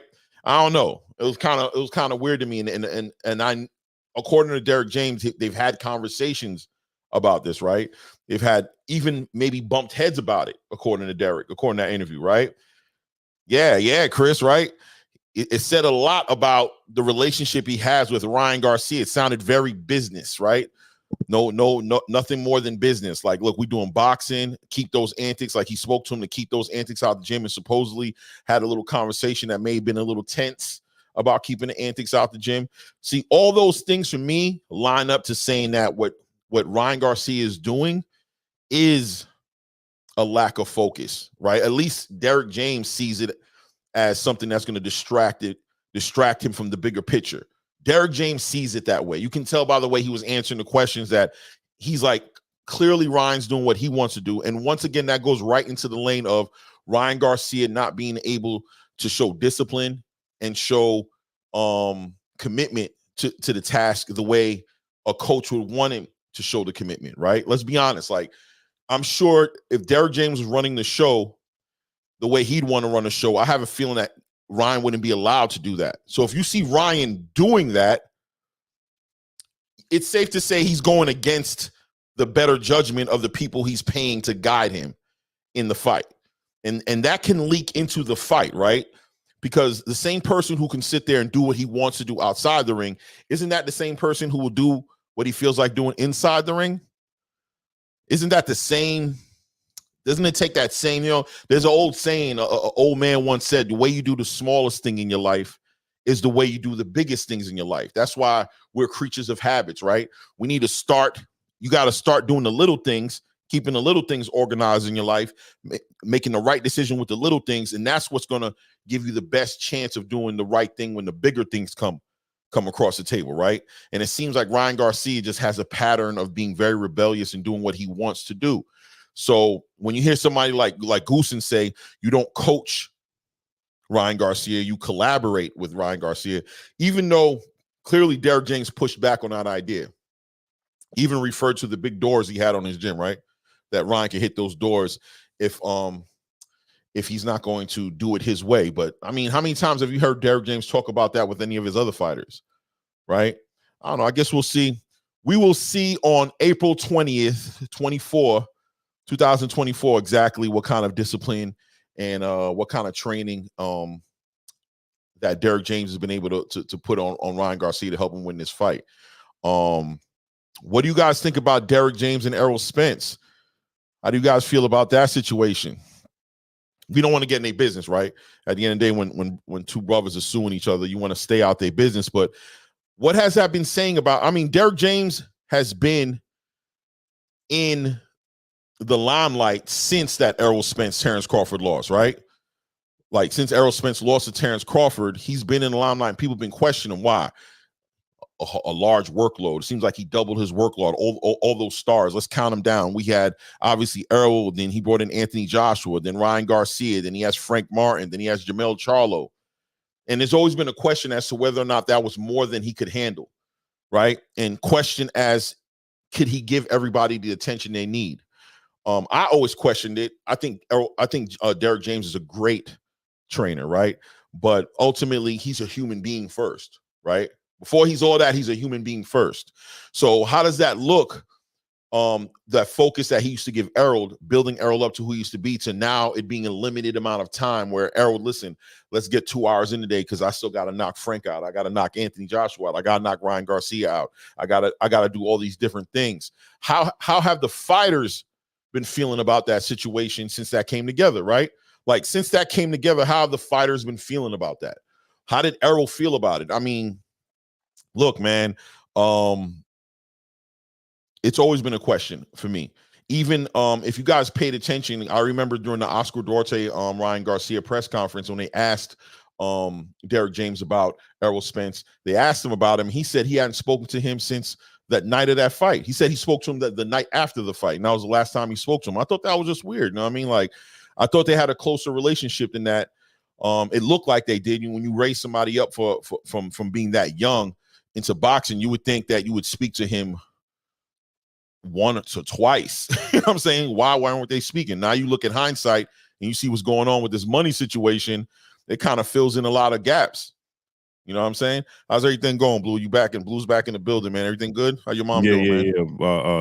We got a couple of different numbers, and my brother got like a lot of different numbers. So she's like, "Is this the right number? Is this the right?" So we trying to figure out the numbers that she got that I got, but he got different phones. So, but I'm reaching out to him on Instagram because he always send me messages there. Nothing, but we comparing the numbers, the phone numbers he got, but. Sure, he'll pop up. Yeah, man. God is good, man. He gonna pop up, man. And y'all could yell at him for not answering his phone when he call y'all back. Yeah. He might be asleep, but I've been reaching out since this morning, so right. I don't know. But yeah, man. So, so what you were saying? We were just talking about a couple of different things, but right now I was talking about. I said we, like a bunch of us. You know, us in the room, the Blue Board Sports TV community. You know what I'm saying? We're talking about just Derrick James right now and the situation he's going with Ryan Garcia, right? The interview. You saw that interview he had with Cigar Talk? Shout out Cigar Talk. Oh, yeah, Derrick James? Right. Yeah. And it just sounded like he was just real business with Ryan Garcia. It sounded like he was just like, listen, man, it's business. And if ain't no business, then we don't need to have no business. He could always go through the doors because I do business. He sounded real militant about it. Very matter of fact. Right. Yeah, because and here's the thing, right? That's why I said it's good fit for specific guys with specific trainers. Right. And one thing that stuck out to me that he said in that interview, he said He said, when asked about the comments made by Joe Goosen, Right. you don't train Ryan, you partner with Ryan, and he was Right. like, man, hell no. Like immediately, he's like, I don't need you. Period. You know what I'm saying? I don't need you. You know what I'm saying? So Respectfully. yeah, he like, bro, I don't need you. He's like, I'm not being cocky or nothing. He's like, but I don't need you. You know what I'm saying? You Right. did. He said we bumped head a few times. That door is real big. I was telling the chat that he was pushing. He made sure everybody was aware that it was a real huge door in his gym that Right. everybody could fit through. No Right. problem. You can get right through that door. No problem. I Right. made it big just for you guys. You can Pause. make your way in and out how you so choose. You know No what I'm doubt. saying? No doubt. Yeah. Joe, Man. Joe Johnson, nephew in the super chat. He said, bro, bro, good, Unc. He gonna hit you back. Yeah. I just, you know what I'm saying? You're just trying to tap in, you know what I'm saying? I just feel more comfortable. You know what I mean? 100%, man. How That's could you? all it is. Yeah, that's a Yeah. fact. Yeah, man. But let me ask you about this, right? Uh-huh.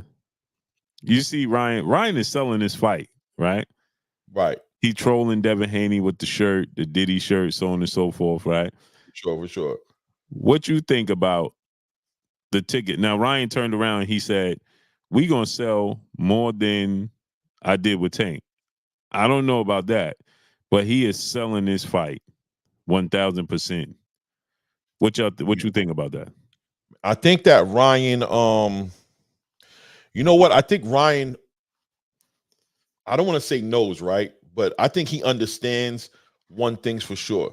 He's a big star, right? And this fight is an actual opportunity for him to separate himself, and he has a real opportunity to really put himself in the argument of the face of boxing when it comes to pay-per-view sales, when it comes to what Canelo's doing, right?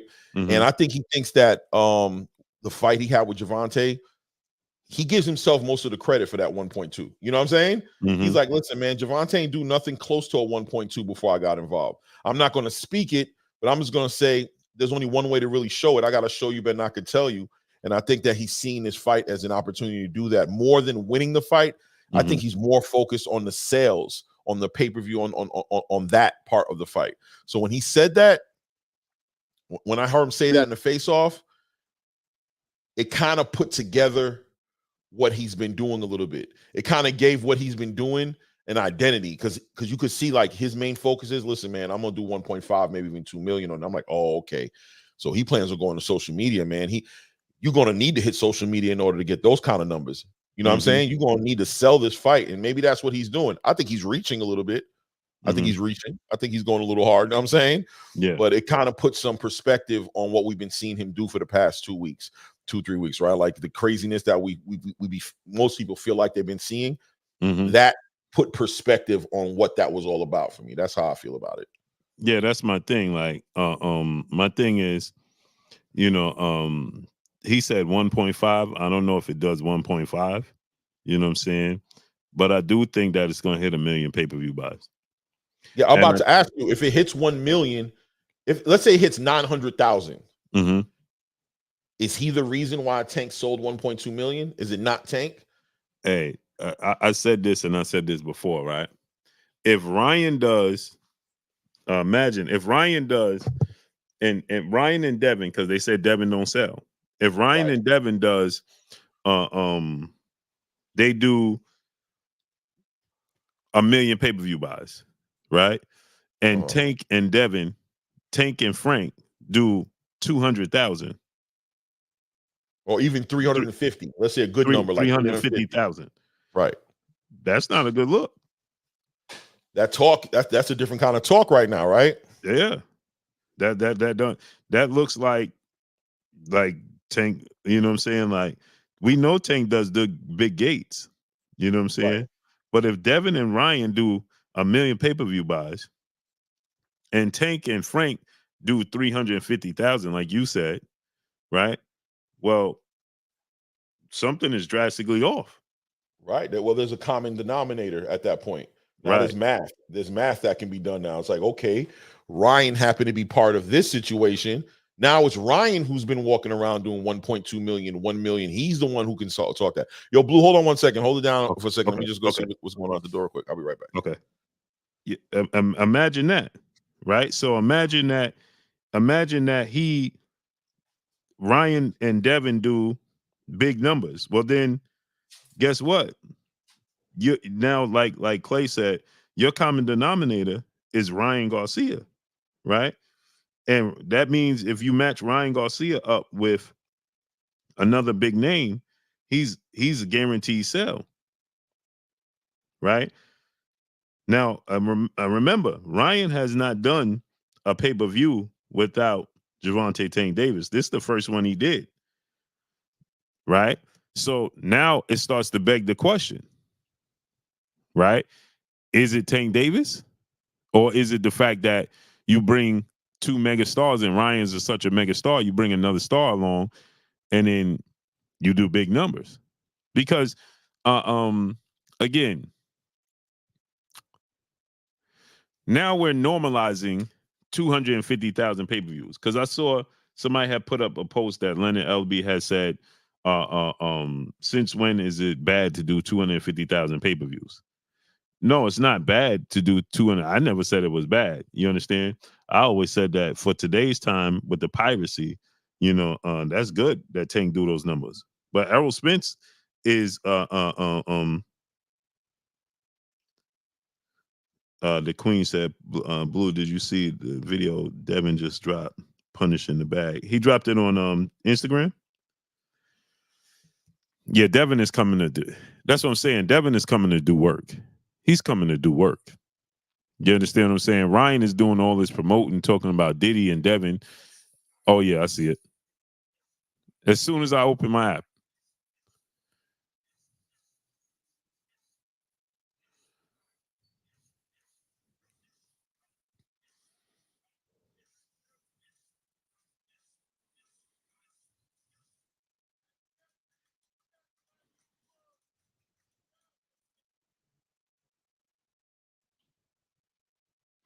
Yeah, that day he went hard. He went hard on that. I'm about to.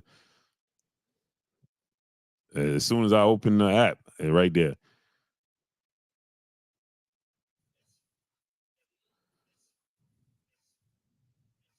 Woo! Woo!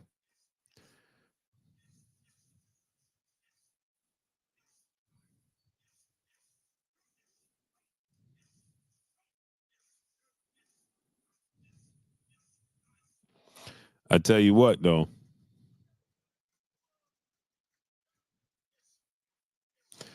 I'm telling you, man, they let this dude catch up, man. They shouldn't have let him catch up. They shouldn't have let Devin Haney catch up. They shouldn't have let this dude catch up, man. They let him catch up. I'm gonna show you in 1 second. They let this dude catch up, man. And that's one of the things they when he was young, all that talk of him not having power, all of that sound good. But now, this dude he catching up. And when I'm saying catch up, these dudes must be musty because he's catching up. Terrell Dub, what's up, family? Chris Esperon, what's good? I tell you what, while Ryan doing, again, like I said, Ryan doing all that talking and posting pictures of Diddy and T-shirts, he's selling the fight for sure. He's selling the fight for sure, but you gotta win the fight as well. His growth is serious. You know what I'm saying? His growth is definitely serious. And the thing about it is that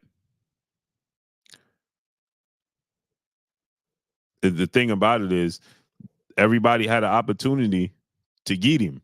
Tank's team did him a disservice. They should have pushed for the fight right after Lomachenko. Yeah. I tried to tell people, man, you're gonna let him catch up.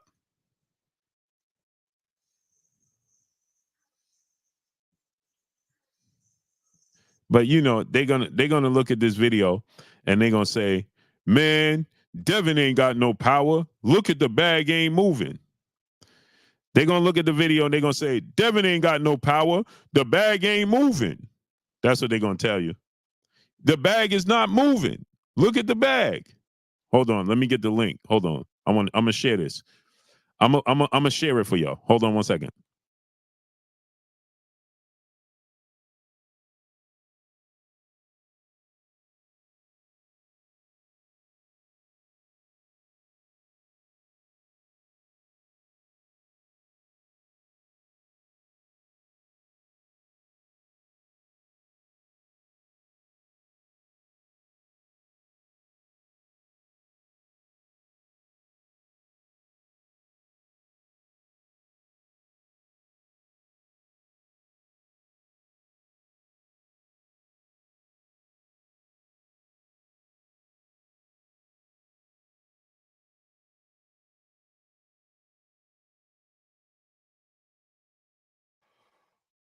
Yep. Salute, salute.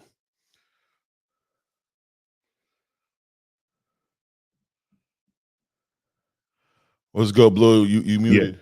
Yeah. I'm trying to you could chop it up. I'm trying to send it. I'm trying to share this link. I'm gonna share this link. No doubt, no doubt, no doubt. So what do we leave on? It don't matter. We're gonna build. Yeah, so with the where I left off, I don't know what you guys with the Ryan Garcia and that common denominator. What did you guys feel about it though? I mean, I didn't really see what the room was saying about it, but yeah, that common denominator.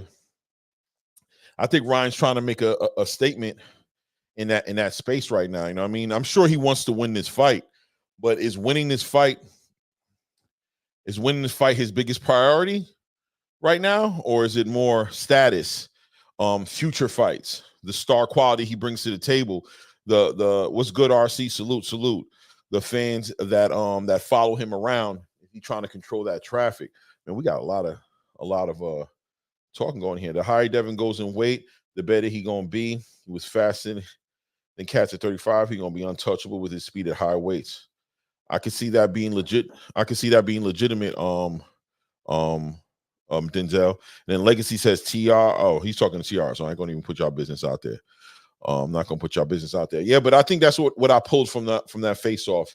Even though I felt it was awkward that the face off was shot before the press run, I would have much more appreciated a face off. You know what I'm saying? That got done like a present face off. I would like to have seen Ryan Garcia. I wonder if they considered doing that and it just didn't make any sense at that point, being where Ryan Garcia's mentality has been. Maybe the zone didn't feel like having a real-time face-off was the best move. They didn't want to hurt the fight any more than maybe it's been hurt. And you know something about that face-off that was weird? He abruptly stopped it, right? It was like, right. I was wondering like if they're gonna do a part 2, right? It just stopped. Right. Like there was no. He didn't let them. They talked about the amateurs and that was it. Yeah, and I thought the amateur talk, and also, I mean, the elephant in the room for me is Devin and Ryan doesn't look like they can have any real smoke, right? It just looks like they got a connection since they've been 9 or 10 years old, where there's like a certain friendship there that's just not going to be. So it just made everything that Ryan was talking about as far as Devin being the devil and all that stuff, it just sounded like extra cap. Like it just seems like he was just trying to sell the fight, because you could see the relationship they had. It was tangible. You could cut through with a knife. There was a relationship there. Right. You know what I'm saying? That was real. And I wonder if they both haven't been coming to the conclusion to sell this fight the way that it's been getting sold, the way Ryan's been doing it and the way Devin's been doing it. Kind of like, I wonder if they both kind of came to an agreement. Right. And that's what I'm saying. Like, but he didn't even let them engage. Like they talked about the amateurs.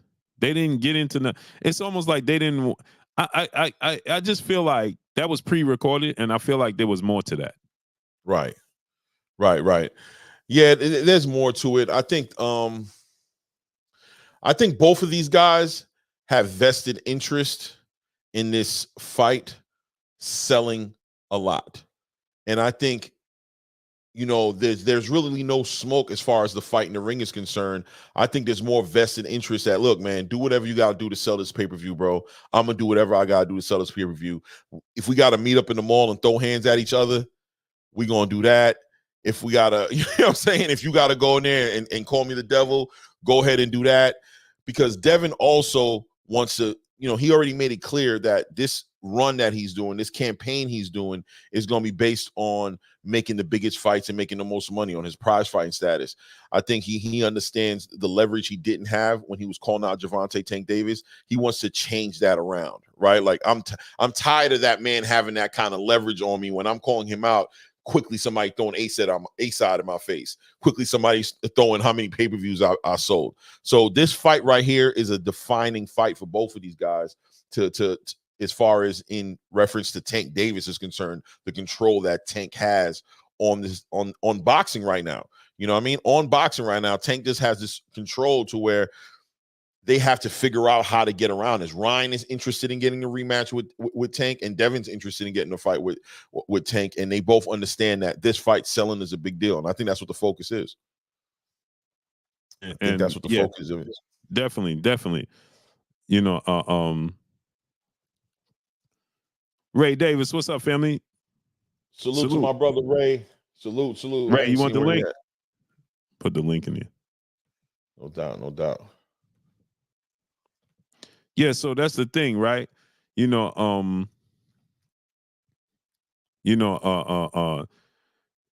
It's like you said, they've been friends, you know, since the amateurs. They've been friends since the amateurs. You know what I'm saying? Yeah. So, you know, that's why people felt that whole scuffle they had was staged. You know 100%. What I'm saying? Remember that? People yeah. Yeah. People was like, man, that's staged, man. Yeah. That's staged. I agree. It definitely was staged, I think. I don't care what they say because they're going to deny it, obviously. Nick J, 50%. The chocolate drop, 50% of the queens of the ring is in the building. Peace of bust to the queen, Nick J. She's in the building. Peace of busters, queen. Salute, Nick. Nick, click the link, Nick. Nick, click the link, queen. Salute, Ray. I'm trying to share this where I don't have Ray, you frozen, King? Yeah, he either frozen or he giving the longest salute ever known. Like he holding that salute, bro. Hey. At ease, soldier, at ease. There he is. At ease, soldier. Okay. Just making sure. I'm gonna try to play that. Hold on. I'm gonna try to get that. I want to show that video of Hey, Blue, you can hear me? Yeah, I can hear you, Kendrell. Can you hear me? What's good, Blue? What's shaking, great brother? What's good, Claymore? Salute, Boot, salute. Salute. What's up with Devin Haney? Yeah, what's up with him? He talking about that picture, bro. That's Blue homie. What's up with your boy, Blue? Blue. Huh? You gotta go on my Twitter and get the other one, man. We can't keep this in Devin like this, man. Oh, the Tank? Oh yeah, the World Star picture, man. Yeah. Hey, what is it on his Instagram or something? Hey, Kendrell was like, Kendrell ain't believe me until I posted it. Nah, I really didn't.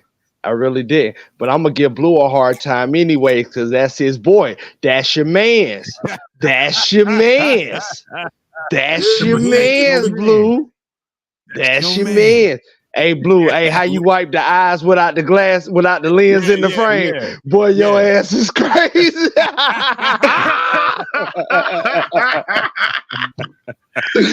That's my bro. Blue, my brother there, man. That's facts, man. Yeah, man. He you know what I'm saying? The old Diddy something else, ain't he? He's something else. That's your man. Diddy something else, bro. Yeah, he got a lot going on. The way Too much for me to handle. The way he walked up to Tank and just grabbed Tank and hugged him. Facts. Wow. Facts. He picked him up. Facts. I didn't believe you, bro. I didn't believe you, bro. Who did it? Did he do that to Tank? Yeah. Yeah. Kissed him on the cheek and everything. Wait, say what? Say what? Yeah, he kissed him on the cheek. Say what? Wait. Say what? I gotta see it. Yo, they ain't Y'all see can it, see the bro. video? Bro, they ain't see it. And it was when he picked him up at the airport, wasn't it, Blue? Oh, the Diddy video? Yeah, he picked him up at the airport, right? I don't know if he picked him up at the airport, but he definitely picked him up on his feet. I know he drove to pick Tank up somewhere. He get Devin destroying. Devin getting busy on the heavy bag. He said he come with that over right. The overhand right, working on that. He said, Huh? You on the phone with? What did I tell y'all? Look at TR. First thing TR said, bag ain't moving. The bag ain't moving, TR, because you can't see that somebody's holding it on the other end. Yeah, you can see the hand right there. Hey, this how you do it, Devin. Well, they hating on Devin. Devin go destroy Ryan. And I guarantee you, everybody that say Devin pillow fisted and he ain't got no hands, won't stand in front of that. They won't stand in front of that. You better win this shit. Oh. They won't stand in front of that. What you doing? What you doing, yo? I don't know what little Jimmy got going on over there. But Devin won't beat Shakur Stevenson. I can guarantee you that. Who? You sure? Oh, he won't be Shakur? Positive. He won't. Don't be positive. Positive. Never say never, man. Positive. Never. Okay. Positive. Okay. 100% sure. Okay. He won't beat the man with the owl on his chest. With the That's SS. With That's the what? SS with the owl on his chest. OVO. Hey. OVO. That OVO. OVO. You got the OVO on him? That OVO. You won't beat the SS with the owl on his chest. But he ready for Tank, though. He ready for Tank. You see D. Haney. D. Haney. Oh, Shakur Haney? ready for all of them. But D. Haney, he ready for Tank. Y'all want to see the video? Yeah, let's do it. There it is. Come here. Come here. Pick him up. Give me kiss on the cheek right there. Watch. Hey, they ain't show it. Hold on. Oh, there's another one. Hold on. Mm-hmm. You gotta find the one when they made up in the car. When he got out the car. I ain't see that. He got out the Bentley. He got out the Bentley, giving a kiss on the cheek and everything. I was like, what? I can't see no video but him punching the heavy bag. What video y'all talking about? It was on blue screen. It was on blue screen. Yeah, it was on my screen. Oh, okay. Hold on, let me remove that. Yeah, Diddy on fire right now, bro. Diddy done lost his damn mind. Diddy, man. Diddy on fire as well. He is on fire, bro. He burning in front of the whole world, bro. It's like they chasing him down, but they say they're not even chasing him. Right? Hey, Blue, did you say that he sent his pilot out the country and he wasn't even on the private jet? He wasn't even on the plane. Boy, Diddy showing out. Yeah. How you gonna send your pilot, right? Yeah. And just be like, yo, bro, I know they looking for me. Take this jet. Fly that way. Fly that way. Cause a distraction. Fly east. Cause a diversion. Right? Cause a diversion. I'll tell you. I'm the one paying for the fuel. You do what I tell you to do. Kendrell, they said they told him to land it immediately. He landed it. And they landed, he wasn't even on there, bro. That's straight movie status, bro. Check everything. Yeah. The lavatory and all. He know where to be found. Jump seats and everything. Yeah. He literally sent them out there like bait. Like, let me see how they gonna act to this. Let me see how they act. Okay, now I see how they're giving it up. Crazy. Right. Like this. Right. That's crazy. That's a straight movie right there. Yeah, that's crazy. They gonna put it in the movie too. Believe that. Yeah. Now, 10 years down the line, they're going to put that in a movie. It's crazy. They're going to have Tyrese. They're going to have Tyrese play Diddy. Does Diddy Tyrese play Diddy as wow. Yeah, baby boy again. But guys, does Diddy beat this case? Is he ahead of him Man, like that? I don't know, man. If he guilty, he don't need to beat it. Shit, I don't know, man. I agree with that. That's a fact. That's a I fact. agree with that. That's a fact. I don't know. That ain't my business. Right. But I'm just curious: is he smart enough? You know what I'm saying? Because he's an intelligent dude, bro. Like you gotta be intelligent to get as far as he did and do all the things that he's done. Is he ahead of them like that? Is he 2 steps, 3 steps ahead of him like that? Even with that's above my pay grade. Like they tell me, I gotta stay in my means. I gotta live above my means. So I'm gonna live by my means in this situation. Inside your means, right? I gotta live within my means. Yeah. I gotta live within my means. That's above my pay grade. I'm cool on that. I don't got nothing to do with it. My name is clear. My name is Bennett, and I ain't in it. The wild part about it, all the old school rhymes with this one, every single last one of them, gonna drop every last one of them. Said I'm Paul. That's between y'all. Yeah, facts. Salute to brother RC in the super chat, dropping that cinco on the super chat. At this point, Ryan is more of a troll clown than a fighter. I think Devin is gonna knock him out, and it will be glorious for the sport. Salute to RC. Yeah. Tell him how you really feel, great brother. Yeah. Hey, salute to A-Side, man. I hate to be up here without A-Side. That's my brother, my Florida brother. So salute to A-Side as well, bro. Salute to facts. Always. Look at the Queen Maya Egypt. Changing that profile picture. Is it Maya Egypt or is it Mahat Egypt? It's Mayat. Mayat? Yeah, Mayat Egypt. Okay. You know, hey, Blue. What I wanted to talk to you about the whole Derrick James situation. It's not that I don't dislike Derrick James as a person or a man. I don't know him personally.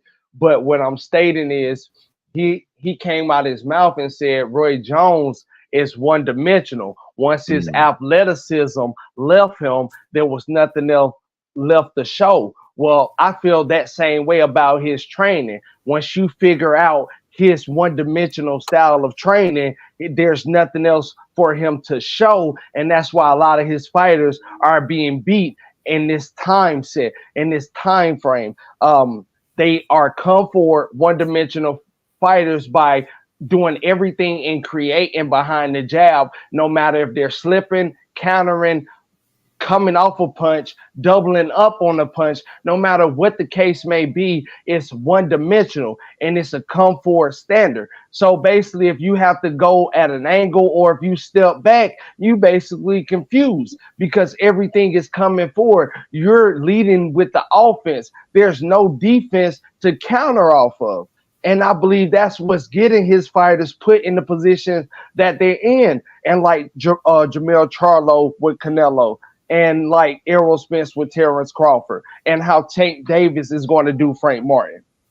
You know, so I need your input on that. And that's how I feel about Derrick James. Mm-hmm. Yeah, he's a one-dimensional trainer. I'm gonna get to the super chat, then I'm gonna address that. Salute to Muscle Up Kev, my brother in the super chat, dropping that cinco on the super chat. He said, "What's up, Blue and the crew? Salute to you, King. Salute." Salute, Muscle Up, salute. Hey, so as far as his you can see that style, right? I still think he's a great trainer, but that style, right? You can adapt to the style, right? It's like this, right, Kendrell? There's some trainers that are versatile trainers, and there's some trainers that solely put their input of their style, and you can clearly tell that style, right? Like Freddie Roach, he's just offensive. He's an offensive trainer. Like Freddie Roach don't teach you defense. And another trainer like that, but was just, I think he was better than Freddie Roach at it. He still taught to be elusive with it, and that was Emmanuel Stewart. Emmanuel Stewart, he didn't believe in letting it go to the cards. He believed in getting you up out of there. Don't let it go to the cards, right? Right. Derrick James' style, you can clearly see that style, that imprint that he put on his fighters, because even the way they hold their guard, is very similar. And I was told by somebody close to the situation that Frank Martin ain't happy about that. Like he don't want to just commit to that all the way. Like he wants to imprint his style, you know what I'm saying, along with that. Now, my thing would be this. Like Derrick James said today, the door is huge. If you don't like the style, you know what I'm saying, you don't like the style that he teaches, but it's definitely a very, very what's the word I'm looking for? It's very vanilla style. It's very vanilla, right? It's what he teaches is don't complicate this. Just go forward, keep your hands up. You know what I'm saying? It's almost like, you know, you're teaching a kid, you know, from schoolyard. Keep your hands up, walk forward, throw this jab. You know what I'm saying? It's like he teaches that. And the reason that we know that to be true, like Kendrell just said, the reason we know that to be true is because Anthony Joshua just said it.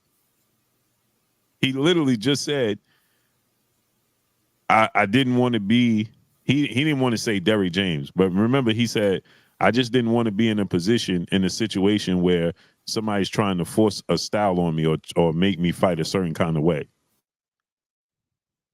That's what he said when asked about his relationship with Ben Davis. And I didn't watch anything about Anthony Joshua, and that's a catch and shoot type of training style. It's called the catch and shoot, and it's moving forward on the front foot that gives you no defense on the back foot or no type of creation of offense on the back foot or at an angle. But he want to talk about Roy Jones Jr.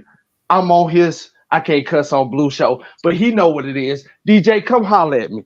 I'll put you up on game. Come holler at me. You ain't like that. You ain't like what he said about Roy. Salute to my brother Ray Davis. Nah, I don't like nothing. No disrespect about RJJ. You already know. Yeah. Kid raising, turtle raising. You already know we in that field with Roy. Hey, what Bernard say? I want Roy. Pig raising, turtle raising, whatever he is. I'm gonna have to come down there to Pensacola, kill one of his roosts. He said, I'm gonna get that fight with your RJJ. B-Hop one playing with him. Yeah, and if he would have fought Roy at that point, Roy would have beat him again. Roy would have beat him again. Salute to my brother Ray Davis on the panel and in the super chat, dropping that half a dub on us in the super chat. He said, because Diddy said so. Haney wins. Just like that. Just like that. Yeah. Just like that. You know what I'm saying? Facts. Salute to my brother Ray Davis on the panel and in the super chat. That's love and loyalty right there. That's right. Always that's facts. Right. Yo, so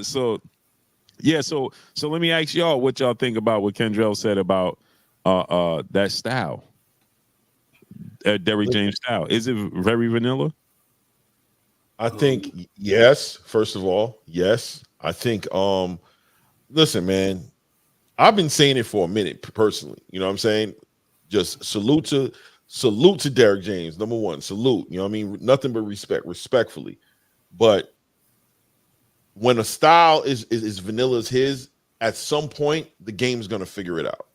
You know what I'm saying? And if you're not gonna have nothing in the bag that you're gonna show, you know, I've seen the situation with Errol was, where was the adjustments? That's always was the question for me when I saw the fight. Where was this ain't working no more, do this now? Where was that? Why did it seem like Errol was just coming out trying to force feed a certain strategy that was already diffused as early as the beginning of the second round, right? As early as the beginning of the second round, that strategy was diffused and there was no adjustments there. Now, I had a lot of people who are Derrick James fans tell me you weren't listening. He was telling them to do different things in the corner. You know, they're blaming Errol. And a lot of Derrick James fighters get blamed. Oh, he has the most hard-headed stable in all of boxing. Derrick James has the most hard-headed, you know what I'm saying, boxes in all of boxing because it's not him. He's always telling them what to do, but they just doing their own thing. So yeah, man, listen, man, even the boxers, I think, get in the ring. And what do you do when you realize, even if your coach is telling you to continue to do something that you feel is not working, you're going to change it yourself. Now it's going to look like you're not listening to the coach, but you're just in the ring and you understand, like, listen, this ain't working, bro. I'm getting my chin tapped. I'm getting caught up in trying to push this whole entire strategy you got, and it's not working. So I got to go on my own. So I agree with him. I agree with him completely. Yeah, he and before I let my brother Ray Davis get to this, I forgot he said that in an interview. He said he said it without saying it, right? The only fighters that listened to me without giving me that was AJ and who else did he say? And Frank Martin. Yeah, and Frank Martin. But even Frank pushed back a little bit on his last fight. In the last fight. Yeah. He did. Yeah. He said the only ones that didn't was Frank Martin and AJ. Right. Mm-hmm. Right. So you're breaking up. Yeah, you're breaking up, Ray. And you're frozen. Yeah, it's bad. Can't make out what you're saying. Yeah, we don't understand what All you're right, saying. how about now? Yeah. All right. We can hear you now, bro. I don't know what's going on. All right, so what I want to say is I agree with Clay to an extent, because that style, it got figured out, but how many years did it take? Because these guys weren't taking punishment when they was winning unifications and undisputed titles. I think he took on too much with that style. I think it's just he took away from his fighters, his main camp, taking in more fighters, and it probably depleted some of the skill sets that they've been working on, because he doesn't have any other trainers in those gyms with him besides Jamel's trainer that he brought with him. And all these guys were doing well in the ring. They were feasting for themselves. They moved off the back foot at times. They were able to change their styles at need when they needed to. I'm not saying that Derrick James had anything to do with those changes, but when they got on top, when they got into the ring and they were sitting there and they started taking control of the fight, they went back to that style and it helped them dominate those fights. Now, at the end of the day, you breaking up again, brother. And what happens is the way you're breaking up is the same way that style fades out in the later rounds of those fights. That's just real talk, brother. That's just real talk, brother. That's just real talk. You know, I'm not gonna stay on the topic. But just the way you just faded out is how the way that style fades out at the end of those fights. And again, unless the fighter on the other side runs out of gas, that style does not work, because you see what happens when you face another elite fighter that can do what you can do, but also better, and can adapt to adversity in between rounds and in those 3 minutes that you have each round. I seen Terrence Crawford, I seen Canelo Alvarez adapt within 3 minutes. So that means within those 3 minutes, 1 minute and 30 seconds as went by, they have already adapted to another style on whooping you. You feel what I'm saying? And Derrick James can't yell nothing from the corner to adapt you because he hasn't prepared you. He did all that talking about eating Cheetos to Bomac and all that nonsense instead of really going to get a game plan. He never had a game plan. He was really riding off the high that he already got for winning Trainer of the Year, I believe, and having all these other accolades of Undisputed with Jamel Charlo. He was still riding off the high horse because that was subpar competition. And when the elite level hit him, and like it's going to do in June when Tank Davis hits him, he's going to see it's always another level. And you have to be able to adapt, adjust in those moments. Okay. I don't think Frank Martin can do it under his care. I don't think Frank Martin can do it under his care. Okay. Wait, can I tap in right quick? Talk your stuff, bro. Talk your stuff. And come at me. No. I can't come at you because I'm listen, bro. Listen, you talking to the look, Ray Davis is right here in the room. He knows how I be talking about this subject. And I've been getting, I gotten beat up things thrown at me, all types, not beat up physically, but you know what I mean, just on different panels where All this is respect, the most taboo Brody. topic. All respect. So now that Errol has finally decided to go his separate way, or I mean Derrick, maybe whatever's going on inside of that camp right now, now people are starting to feel a little more comfortable with speaking about just in my opinion, what I call reasonable concern. You feel me? It's just called reasonable concern. When you Absolutely. when you see a certain pattern of events happening, it's reasonable to question everybody.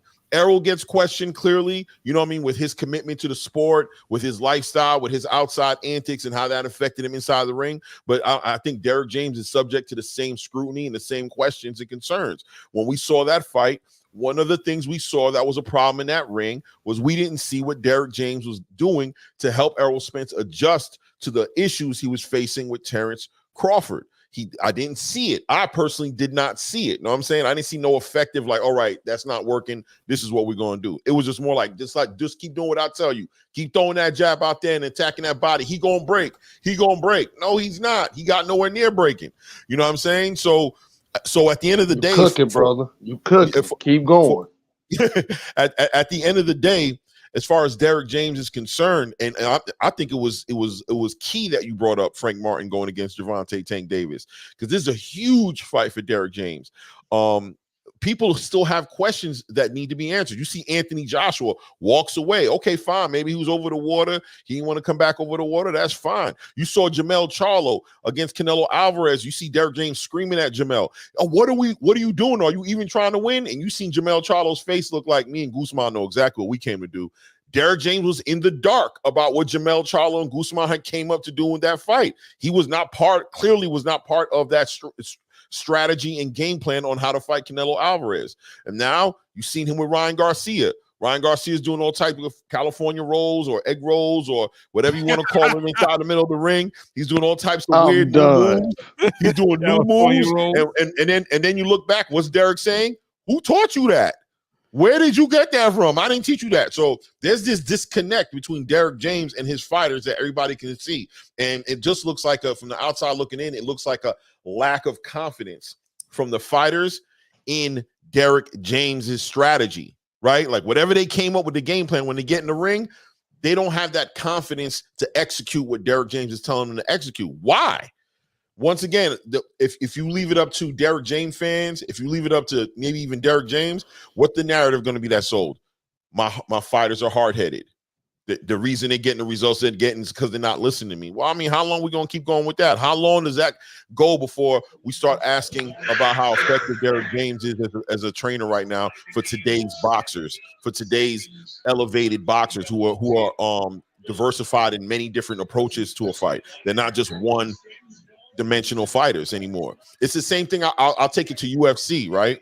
In mixed martial arts, you take one of those old UFC guys and bring them into the ring, some young 21-year-olds gonna spank them up and down all over the ring. Why? Because those guys ain't just doing jiu-jitsu. They're not just doing wrestling. They're doing it all. Jiu-jitsu, wrestling, sambo, kickboxing, Muay Thai, all types of, you know what I mean? There's just levels to the game. And the question is Derrick James evolving with the game? Yes. Is he evolving? That's the question. That's the question. And improving what he has. I don't know. Absolutely. That's the question. Is he evolving? Is he able to adapt as a trainer to get his fighters on that next level of accomplishments? And again, it's about how you perform, but it's also still always going to be about winning. Can you win in those big moments? His fighter lost in the big moment versus Canelo. His fighter lost in the big moment versus Terrence Crawford. No matter what they did versus Brian Mendoza, nobody thought he was elite. You feel what I'm saying? Or this person or that person. You know what I'm saying? But when the elite moments came up, when you got there, did you stay on top or did you crumble? And I feel like Derrick James crumbled. And for him to put them words in RJJ's mouth about being one-dimensional. And hey, Blue, I'm going to stop. I'm going to leave him alone. I'm going to leave him alone. Roy go. I'm going to leave him alone. I'm going to leave him alone. He ain't letting that Roy comment go. He should have never messed with RJJ. Started from the Roy comment. This is all from the Roy comment. Yeah, he should have never messed with RJJ. That's my guy. Kendra, what you said all stemmed from that Roy comment? Yeah, absolutely. If he would have never made that comment, Blue, me and him would be on good terms right now, Blue. All facts. Salute He'd to been I'm on wishing him. Derrick James luck. He'd the have been like, I Mod hope he Father, lives it out, man. 4K. Salute to nephew, Mod Father, 4K in the building.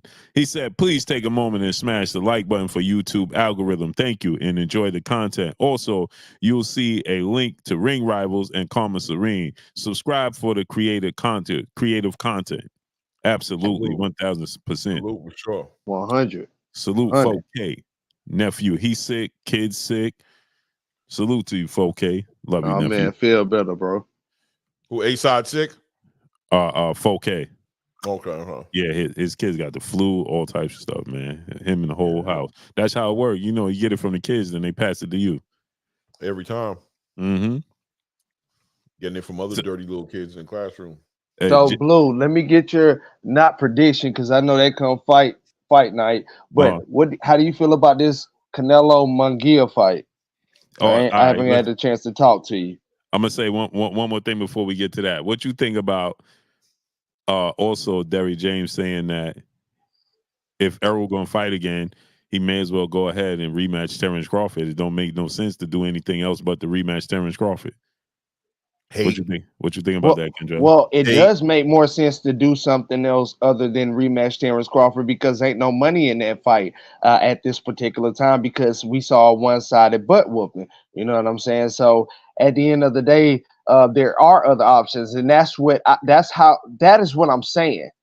His mindset is just the way his training ability is. It's one mindset. It's one track.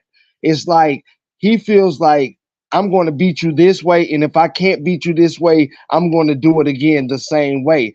And Derrick James is putting that and instilling that into his fighters, and that is not how it works, bro. No way, shape, or form that you should not go into a fight, especially prize fighting, with multiple game plans to be able to succeed. So Errol Spence needs to take a tune-up fight, which he always says he doesn't want to take. He needs to take a tune-up fight. He needs to fight one more fight after that, and then try to go after a big name like Terrence Crawford or Canelo Alvarez or whoever else that is out there. I would like to see Errol Spence at some point fight Janabek at 160 pounds, in my opinion, Blue, after a tune-up fight, and go up there and try to unify at 160. And I feel like he'll be comfortable.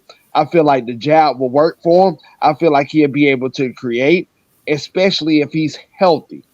Because Errol Spence, injured Errol Spence is still a badass. Mm-hmm. You get what I'm saying? So, because this boxing is different. We talk a good game because we're talking about it. But them guys actually show action. And I have seen the dog in EJ. You know what I'm saying? So at the end of the day, I feel like a tune-up fight, 1 or 2, he get up there, he challenges himself at 160 and fight Janabek for those belts. I feel like he'll come out on top because that's EJ. You know what I'm saying? I believe in him. You know, but he got to want it. EJ got to want boxing still. And it's a case that he could be bit by the money too, Blue. It's a case that he could really be bit by the money and he just want to live his life that he put enough work in, which he has. EJ is a celebrity, whether you like it or not. He's that guy.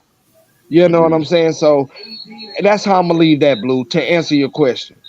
That lifestyle. Can I tap in right quick on the back end of that? Yeah. Just to say that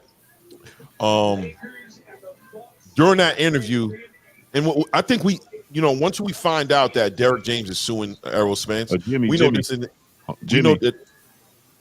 Jimmy watching the basketball game, keep turning on. Look how he turned it off. Yeah, I'm just. Okay, he did that too. So yeah, I would say that looking with hindsight and putting perspective on everything now, including us understanding that there's been a lawsuit low key, there's been some tension going on over some money issues going on, right? And Derrick James, since that fight, has been very like, hey man, when he calls me, we'll know what's going on. Hey man, this, hey man, that. Hey, just a matter of fact when it came to Errol Spence. So I think when he's talking about Errol fighting Terrence Crawford, to me, I felt a little bit of what's the word I want to add to this? Just to put on, I don't want to put words out there that's going to be, it's the internet's forever. But I don't want to say hate, but there was a little bit of sarcasm in there, a little bit of Absolutely. You know what I mean? He should go back up in there and deal with Terrence. That's what. That's Absolutely. How I don't think almost like he wasn't serious. You know what I mean? Yeah, he was being real sarcastic about it. Like, if it was me, I want to go finish my business with that man. And I think Errol, here's a question for you guys, I'm saying, just kind of spin it around and just say, how confident or how much value did Errol find in Derrick James's training for him to allow it to get this far? And not, you would figure if there was some value there that he saw, that some invaluable expertise that he couldn't go without, that he would try to make this right without Derrick James having to take him to court, right? Is it safe to say that Errol Spence just hasn't really been valuing what Derrick James has been doing, and that might have even affected him as far as his commitment to the training regimens, to being in the gym with him? Do you think that could be part of the reason? Like it looks like Errol might have went into that fight against Terrence Crawford not really coached, not really trained. Well, Claymore, I'm gonna tell you like this: Errol Spence on his best day can't beat Terrence Crawford. It ain't have nothing to do with Derrick James. Terrence Crawford is just better in that aspect. But there were other fights. Even the fights that I saw him being dominant. Like when I brought this up to Blue, when Blue brought this topic up, he was like, you were saying this way before this. You was bringing, because I've been saw the flaws in Errol Spence from Derrick James when he was being dominant. I didn't have to wait to see the flaws in the Terrence Crawford fight. I was the one that said Errol Spence wasn't going to win 3 rounds in that Terrence Crawford fight, and he didn't win 3 rounds in my eyes. You know what I'm saying? So at the end of the day, Derrick James put his own foot in his mouth when he made that comment, because the same way he speaks about one dimension, that is the way he trains. And I can always bring it back to that point, because that is a fact. That is not opinion. He has shown it too many times with too many elite fighters, too many top shelf fighters, prize fighters, that I can get you to this level, but I need somebody else to take control. And I hate to switch sports, but I use this logic all the time. And a lot of people hate me for this too. I feel like that was Avery Johnson's team that won that championship with the Dallas Mavericks. But Rick Carlisle came in and won the championship. It's the same dynamic in this boxing. I feel like Derrick James can get you all the way to that point, but if somebody else got to come in, whether it's Ronnie Shields, Freddie Roach, Calvin Ford, I don't know, whoever it could be, Floyd Mayweather Sr., Wally Moses, whoever it could be that can come in there and get you over that hump to be better than just good, but to be great, because Derrick James can only lead you to good. Since he wanted to dish RJJ, the best to ever do it. He ain't gonna let. Hey, Kendrell ain't letting that RJ. He should have never said that about RJ. He should have never said that about the RJJ. That was the most disrespectful thing Kendrell ever heard in his life. He couldn't. That's Jay, nigga. That's Jay. Well, go ahead, Clay. Ray. Oh man, so y'all hear me good? I'm moving right. Yeah, you good now. All right, yeah. Listen, I don't know what he was talking about earlier with all that nonsense. Talking about I was faded away like that one-dimensional fighters. That's funny. I felt that. That was a real good one. That was on key too, for real. So I was just stating that I agree with y'all. I never said. I'm not saying that like he doesn't present that style. I just think that style has been known to disrupt certain styles, and I think it's only a matter of time if we've seen it. And it's not just with his camp; it's with other trainers that have fighters that fought that same way. We've seen it with Felix Trinidad. We've seen it with Oscar De La Hoya when he went into that style. We've seen it with who's most recent. We'll see it with Tim Tszyu. We'll see how he handles it. These are all fighters that fight that way. They fight in a nice pressure. They walk forward. They got their hands up. They're in that guard, and they wait for you to make a mistake. They use that pressure. Even Williams and Pater. similar style, high output, high punch output. You know what I mean? And they just try to keep you off balance. Difference is, them guys step back when the punch was thrown. You know what I mean? Some of these guys don't step back because he did have a little defensive flair there. But other than that, he needed to control. There was some talks and things of that nature that needed to happen. He needs to tell these guys where the shots are coming from, where things are, where they should be at. You know, what points to take when when they're moving around the ring. And I haven't seen that with him. Only one. Actually, the last time he did it was with the fight with Frank Martin when he was fighting that dude at 100. That was 180 pounds at lightweight. You know what I mean? He was telling him like, "Yo, you got to step back. You got to move. You know, move to the left a little bit, and then hit him with the jab." Frank, you know, finally listened. I think it was about the 7th round. He took over the fight, but he had Frank going straight up the middle with this dude in the middle of the ring, banging out with him. So I understand what y'all saying. Yeah, I got you. But it has won him some championships though. I ain't gonna front at the end of the day. Absolutely. You can't take away from his accomplishments. Salute to him and everything that he done for the sport of boxing, even when he was boxing. Salute to him for that. But as far as dissing RJJ, I ain't going for it because I see too many flaws in you. You feel what I'm saying? For you to come at RJJ. I agree. Yeah, don't throw stones if you live in a glass house. I got you. Yo. Absolutely. Salute to Dub. What's up, Dub? See, what's up with you? Yeah, you sound far away though. You hear me, Blue? Yeah. No, we can hear you clear now. You good? Can't hear y'all. Yeah, I don't know if that mic is working. It sounds like I can hear you through like the computer or the. I think his headphones. It's his headphones that's taking over the sound or the microphone. Yeah, unplug your headphones. There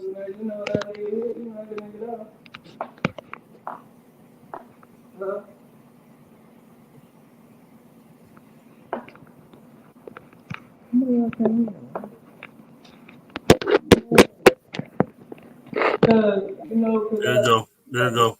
You got louder. That ain't it.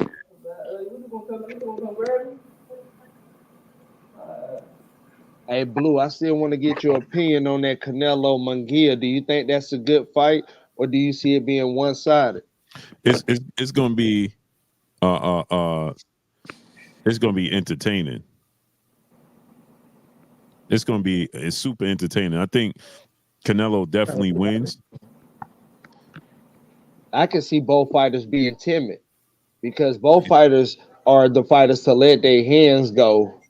But in this magnitude, even Canelo been on this stage countless of times versus a Munguia. I really feel like this fight can go either way. That's no slight to Canelo. That's no slight to Canelo. I know Canelo gonna put up his best fight. That's what I'm saying. I know he gonna put up his best fight. But again, I don't feel like Munguia is gonna come in there to lay down. And not to say Munguia is an elite fighter, you know, but to say his skill set is difficult at the end of the day. His skill set is difficult. When you can be a puncher at a high rate with good feet is dangerous at any level of the sport. I feel like his offense will compensate for his defense and his mistakes. And I feel like he has enough power to keep Canelo at bay in certain situations.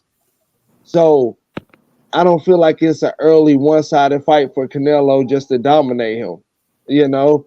But we still got to see the fight happen. That's just my opinion.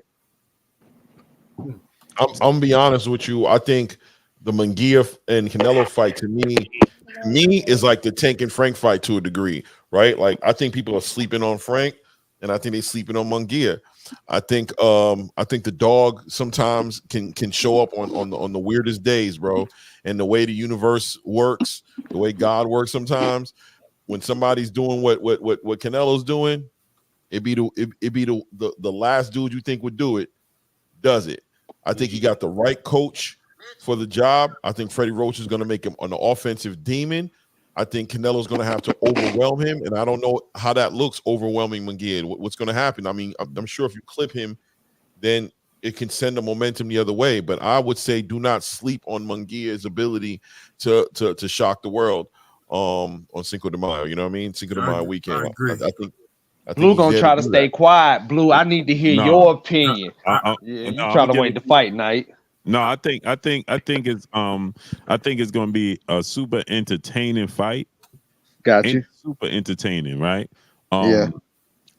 That part, I think people are overlooking the entertainment part because Munguia is not the name you wanted to see. Well, the mass majority of people wanted to see. They want to see David Benavidez. So absolutely, anything that's not David Benavidez is uncivilized, right? It's like facts. Yeah, it's like man, it's again like Clay said, right? It's like Frank Martin's situation. Like Frank Martin is a very good fight for Tank, but it ain't Shakur, Devin, or Tszyu, and Lomachenko, so it ain't worth, you know what I'm saying? So, but They've been cooking all night. I think this fight gonna be super entertaining, right? But I just think that the experience, I think, like you said, you think that they both gonna be hesitant. I feel like the opposite. I think that Munguia is gonna be hesitant. Canelo been there before, right? You know what I'm saying? I feel like Canelo still gonna be hesitant. Because he don't know what's gonna come back. He knew fighting the Derrick James fighter, he knew Jamel Charlo wasn't gonna throw nothing back. It's just a matter of time when he was gonna break him down. Munguia, Freddie Rose trainer, that can come at any time. But here's the Freddie difference. Rose ain't gonna let him come out timid. Freddie gonna let him know you better let them hands go. No, but this is the thing. Either he gonna do one or two things, right? He gonna come out timid, or he gonna come out aggressive. Either which way, that's gonna make Canelo comfortable because it's not gonna give him time to think about it. You know what I'm saying? Got you. I see what you're saying. Yeah. Because remember, Canelo been in there with Triple G. Now we know he been in there with 3 times, but really he been in there with him twice, right? The real Triple G. Triple G puts physical and mental pressure on you. He's very fundamentally sound. He comes similar to Haney Munguia. Kind of like Joe Kawasaki. Yeah, but Haney Munguia is like a poor man version of Triple G. No disrespect to him. You know what I'm saying? He don't have the defense. He don't have the discipline on defense that Triple G will stay tight, stay, in the shell. Man, at times he get hit, but Haney Munguia, even if you go back, I went back. It's funny you asked me that because I went back yesterday and I watched John Ryder and Haney Munguia again, and I'm like, yeah, Canelo gonna clip him because when he had John Ryder on the ropes, right, and he clipped John Ryder, bro, he opened up so wide like Ryan Garcia. He opened up like Ryan Garcia, and I'm like, oh wow, and John Ryder caught him. He just don't have the pedigree. He don't have the durability anymore to capitalize on it. He don't have the boxing ability. Canelo saw that. Not so much a Canelo, but Eddie Reynoso saw that. His team. Yeah, they saw that. They saw the same thing. If you go back and watch the John Ryder fight, and you look at those little mistakes, right? Kurt always told me this, and I said this the other day. Watch a fight. He said, Blue, when you watch a fight, he said, how many times you watch the fight? And I said, oh, Kurt, man, I watched it 4 times. We was actually talking about Sugar Ray Leonard and Marvin Hagler. So he said, how many times you watched the fight, Blue? I said, man, I watched that fight 1,000 times, Kurt. I said, but I can't come up with a winner. Right? Yeah, we still here, Nick J. Click that link, Queen. He said, so I said, Kurt, I said, yeah, I tried, but I can't come up to a winner. He said, he had a winner. He picked Sugar Ray Leonard. So he said, this is what you did. He said, I'm gonna ask you again how many times you watched it. I said, man, I watched it 1,000 times. He said, no, you watched it as a fan 1,000 times. Watch it as a film study 1,000 times. And I said, what you mean? He said, watch the entire fight, only what Sugar Ray Leonard did.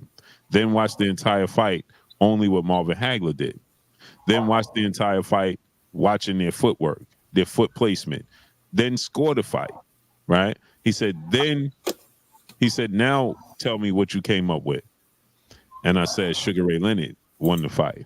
So when you watch when I go back and I rewatch these fights, and I like to do it late at night because they say I either watch them late at night or I watch them when I'm on the airplane because they say that's when your brain capacity is at its best, right? And so I rewatch the fight, and I'm like, man, John Ryder's getting clipped. I actually rewatch. It's funny you said that tonight, Kendrell, because I actually rewatched the fight last night, and I'm like, man, I see what Eddie Reynoso sees. I see exactly what he sees. And he breaking it down to a T, just like you did, to capitalize on it, because you can see those same mistakes happening under those bright lights with Canelo. So I can definitely understand that. But again, that's when you have a trainer like a Freddie Roach that can make the adjustments and adapt and adaptions. Now, it's granted. Now, it's not up to the trainer for you to get it, for the trainer to get in there and capitalize or make the adjustments. Is up to the fighter. Does Munguia have it in him? Does he have that will in him to make those adjustments in those times and not open up? Keep that footwork tight. Keep those punches tight.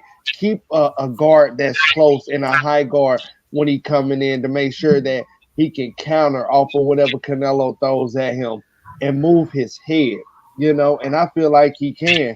He showed me a lot in that John Ryder fight. Unlike what you're stating that he made mistakes, he showed me a lot that he could do as well, is all I'm saying. I'm not saying that he's going to beat Canelo. I'm just saying it's a chance he can capitalize. That's why I said, and salute Sean Johnson. What's up, family? And that's why Shimon Rasham Shalom. What's up? That's why I said, Kendra, it's going to be because I seen the same things you saw. I saw improvement from Jaime Munguia, right? The movement. He was a much better fighter in the John Ryder fighter than he was in the Sergey Deryanchenko fight, right? Much better. Absolutely. You're correct on that. Yeah, but the thing is, when you go with Canelo, you jump not one level, you jump 3. Right. And it's not because of Canelo Alvarez. That makes sense. And it's not what it is. It's not. It's the environment. It's the event. You know what I'm saying? Like, you ever play in a game or do something, and when you can't wait for it to happen, right? You anticipating, you can't wait for it to happen, and then it happens. You don't like, it could be a singing contest, whatever. You don't perform like you thought, and then when it's all over and your adrenaline go down, you like, man, I want to do that again, because now you have more control. Once the adrenaline settled, once you settle down, but you had a hard time settling down in the actual moment. And that's where I think that Jaime Munguia is going to come up short, because I just think that in the moment, if he gets clipped, see, Canelo been there 1,000 times, win, lose, and draw. You know what I'm saying? He know what it's like to have a draw in big fights. He know what it is to get whitewashed like Floyd did him and lose almost every round. He know how to lose competitive rounds to all those competitive rounds to Dimitri Bivol, but he also knows how to win a fight like he did Triple G in the second fight. He has so much experience with so many different fights that there's just nothing that Jaime Munguia is going to present to him that he hasn't seen and that could get him uncomfortable, because you got to make Canelo uncomfortable. You know what I'm saying? You got to make him, you got to drag him out of his element, and Jaime Munguia doesn't present, even with Freddie Roach, he don't present anything to drag Canelo out of his element, to force Canelo Alvarez to be like, all right. At times where you saw Canelo with Dimitri Bivol, you can see he has a controlled panic, right? He knew, you could see in his face, he was like, oh man, this ain't gonna be good. When he leaned on the ropes and just looked at Dimitri Bivol, I said to myself right then and there, he knew, I can't beat this dude. I need him to make a mistake. He tried his best so many times. Remember, he tried to lean on the ropes and Bivol just looked at him like, yeah, okay. Yeah, I'll just stand here I'll stand here and wait until you're ready. You know what I'm saying? Yeah, I'm not feeding into that. I'm not feeding into that at all. Yeah, and my ring IQ is too much for that. You know what I'm saying? Yeah. And then when he did feed into it, remember, he was just jabbing him from a long range. Like, I'm going to get you to come up off those ropes. You know what I'm saying? Jaime Munguia is going to take the bait. At some point in time, he's going to take the bait.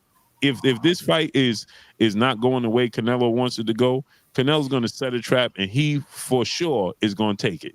Just like So he's Caleb gonna. Plant did. I was just gonna say he's gonna be the 11th round Caleb Plant. I swear That's you it. took it out my mouth. Yep. If he has to go there, because I think he finds out earlier that he can absorb those shots. I think that. Hey, Blue, everything that you was just speaking was facts, though. And I think That was some real talk. That was real spill. Once Canelo early rounds find out that he can walk into those shots and he can walk him down and get in there and just start taking away his body. You know what I think too?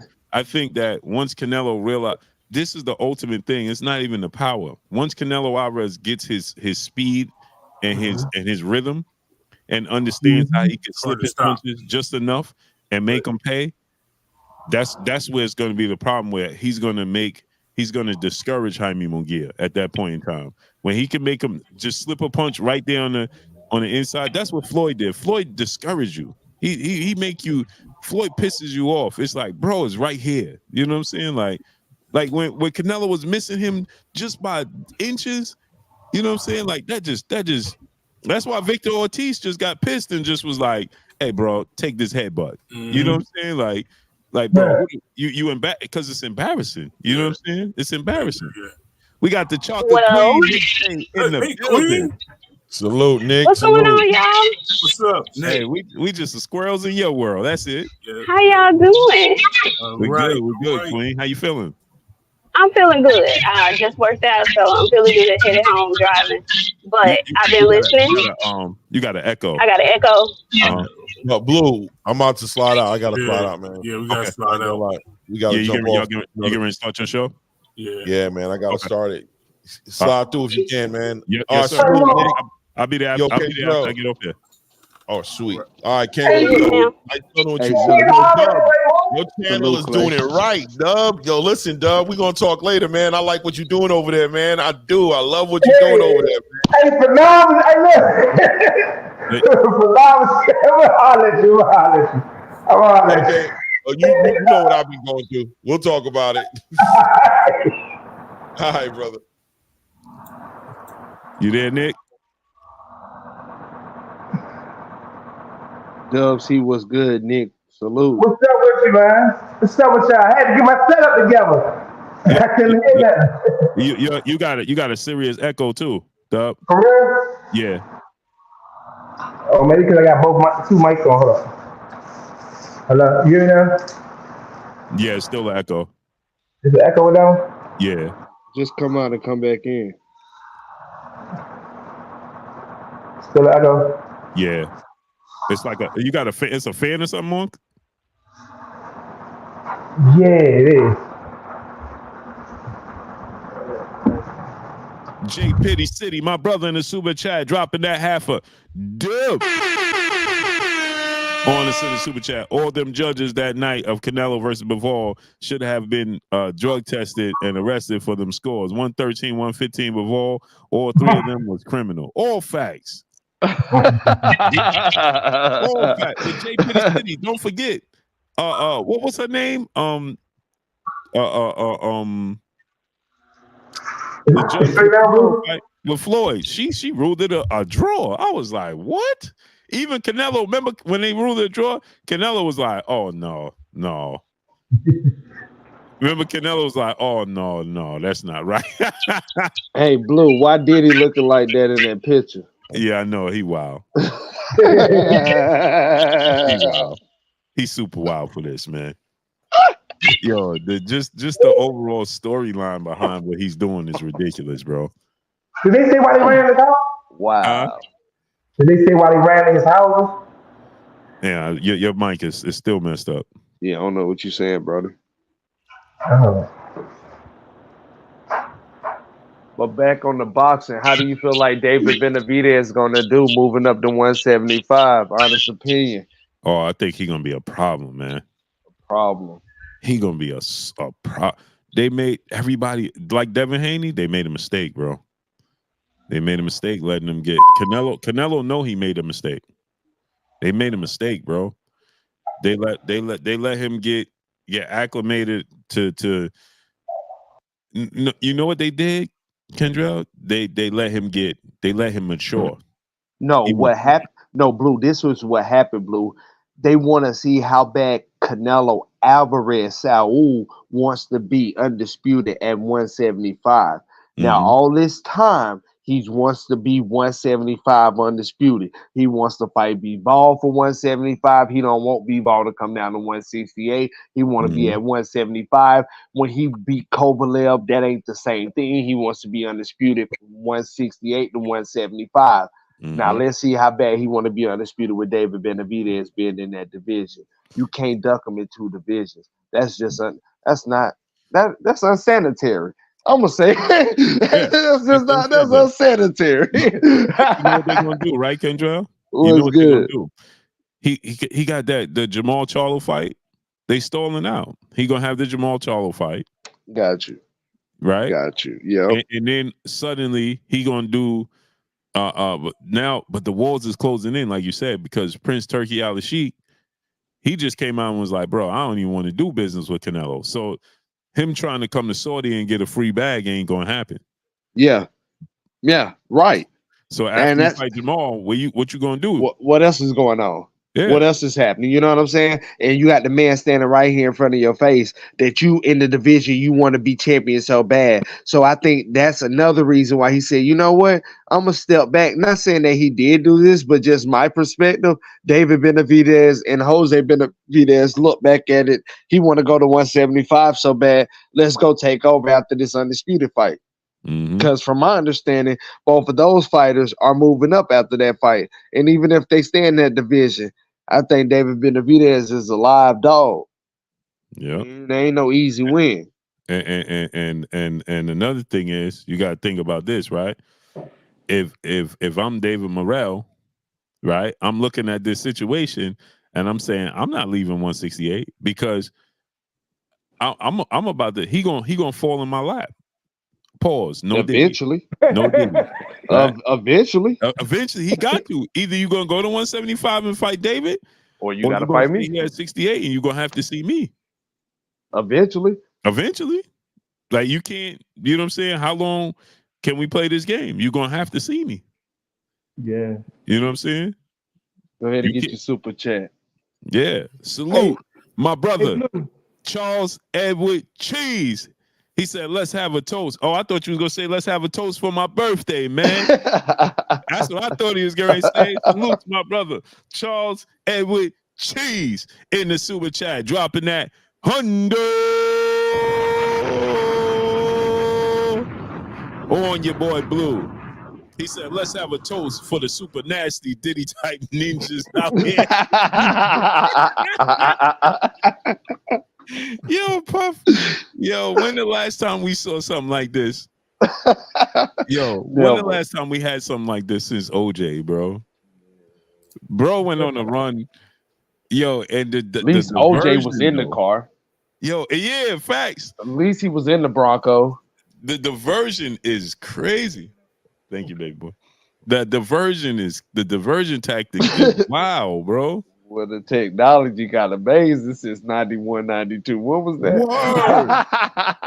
Yo, but the fact that he sent his pilot, yo, just go ahead. And he had him made mad. Yo, remember they said he stopped in LA and all types of stuff. Like, man, bro sent his pilot on a Wild Goose Chase Dolo. Like, yo, bro, how much he paid him to do that? Like, bro, that's crazy. Yeah, he got the bag. Yo, they told him to land that plane.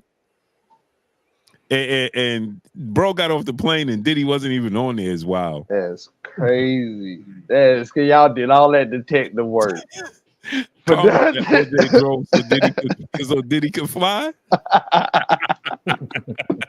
Y'all did all that detective work. Yo, but he wasn't even on the plane though. And then, yo, here's the even crazier part. Then to put out a statement today, mad that they tore up your house is even wilder. Like, that's crazy. They still ain't get you. To do my house like that. Like, bro, what? What you mean they ain't have to tear up your house like that? Bro, is wild. Nick, you back, Queen? I'm back. Can you hear me? Oh, we hear you crystal clear now. Cool. I'm at the house now. How you feeling? I'm good. How y'all doing? We great. Salute. So look, I was listening to you guys, and I didn't hear anybody say this about the Munguia Canelo fight. And I'm leaning towards Canelo too, but I think it's one major factor that nobody's really considering. This is really like a fight for Mexico. And I don't know if y'all remember, but at the press conference, normally Canelo's the guy. You know, he gets all the cheers, all the applause, all the everything. It wasn't like that at that press conference. And so if it's anything that may get him off his game, it won't necessarily be Jaime, but it may be his reception when this fight actually happens, because he's not been the villain. He's not been the person who isn't the favorite, who's not the darling.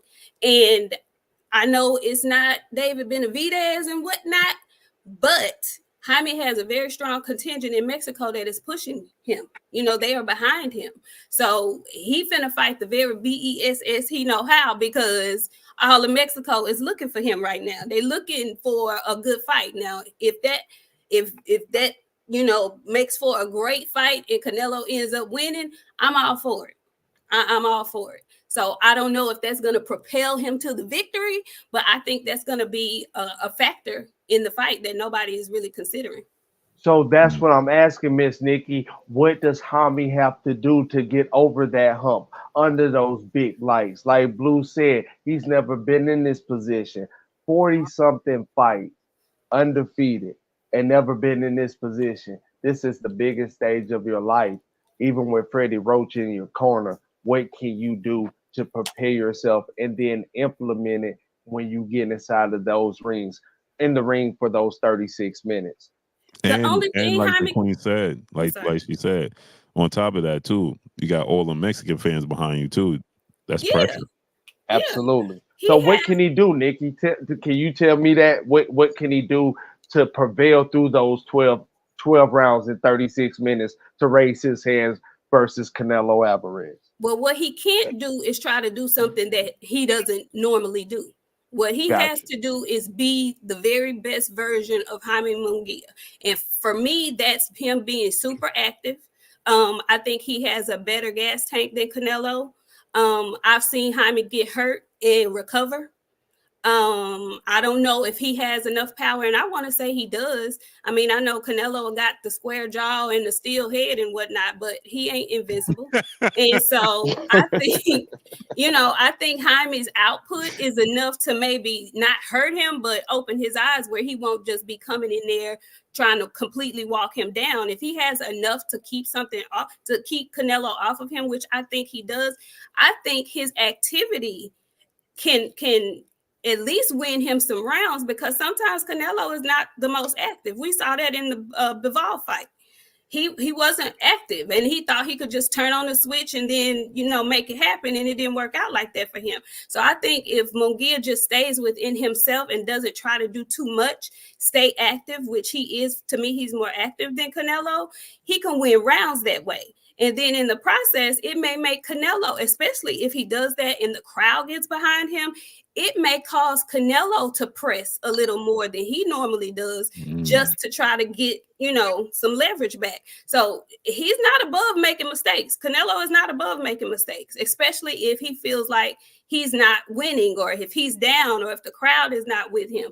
We don't know what he's going to do when, if the tables shift like that. So I'm just putting it out there that, what Jaime can't do is try to do too much and mess around and get clipped. But I think he has enough output, and he has power. He had to keep Canelo off of him. So I think if he can work those two things, he has a decent chance. Canelo is on the back end of his career. So it's not like we're talking about 27-year-old Canelo. He's 33. Salute to my brother, Charles Edward Cheese, back in the super chat, dropping another $100 on us in the super chat. He said, "Hey, Miss J." Hey, Chucky. Only a woman can get away with saying that. She. Yeah, I'm right here. How you feel about the fight, bro? I don't think he can do it, man. I think we need a boxer with a little pop like Terrence Crawford. We need somebody that's got nice footwork to dethrone Canelo. Like somebody Got you. that really footwork ain't up to par. They just it's like a forward backwards movement, no lateral movement, no. You know, we need a bigger version of Lomachenko or somebody. But I don't think Munguia can get him. I think David Benavidez can get him. I think Terrence Crawford can get him. But I don't think Munguia can get him. I mean, anything possible though. But we ain't seen Canelo get knocked out yet, and he gonna do it. He don't have to knock him out though. He could beat him on points. This fight is in Vegas, right? Yeah, it's in Vegas. He might come in a different fighter, you know. But from what I've seen, you know, you can't make a fighter have something that he don't have. You know, we need a fighter to have athleticism to beat Canelo. So, I mean, I don't see him winning, but anything possible though. You know. So how you see the fight playing out though? I feel like the first couple rounds, I think Haney Munguia gonna win the first couple rounds. I think, you know, everybody gonna be on the edge, like, oh, Canelo about to lose first couple rounds. Oscar gonna be going crazy. Low activity. He gonna be throwing, taking control of a lot of the first round, and then I feel like once Canelo get his rhythm and get him down pat, he gonna start breaking him down, and I got him actually maybe stopping him in the late rounds, maybe 9th, 10th round. I can see that. Oscar De La Hoya gonna be going crazy if Munguia win one round. He want to beat Canelo so bad. I got him win the first couple rounds though. You know, Canelo kind of, you know, he kind of used them rounds to take off to try to catch a guy rhythm. Absolutely. You know, basically try to outsmart him. See, he's calculating, downloading data. Huh? I said he's calculating, downloading data. Like if you go back and watch the Charlo fight and you watch the first 2 rounds, you see he doing like different type of movements, lateral movements to see if he can hurry up and cut the ring off or get up under him real quick. And he really ain't throwing no punches. He just playing with him mentally. And I think he's gonna use them rounds to try to figure him out. Once he figure him out, he's gonna break him down. Now starting with Nick. Interesting fight. The more I think about it, right? This Fundora Tszyu fight is getting more interesting than I initially. When it first was made, I was like, "Oh, Tszyu gonna win." But last night I went and watched the Fundora and Mendoza fight, and I'm like, "Well, damn, Fundora was winning the whole fight until he got clipped." Listen, clipped. He got knocked out. Yeah, that's what I'm saying. But he was winning the fight. Yeah, I watched that fight too. Yeah. I'm a fan of Sebastian. I like him. I like Fundora a lot.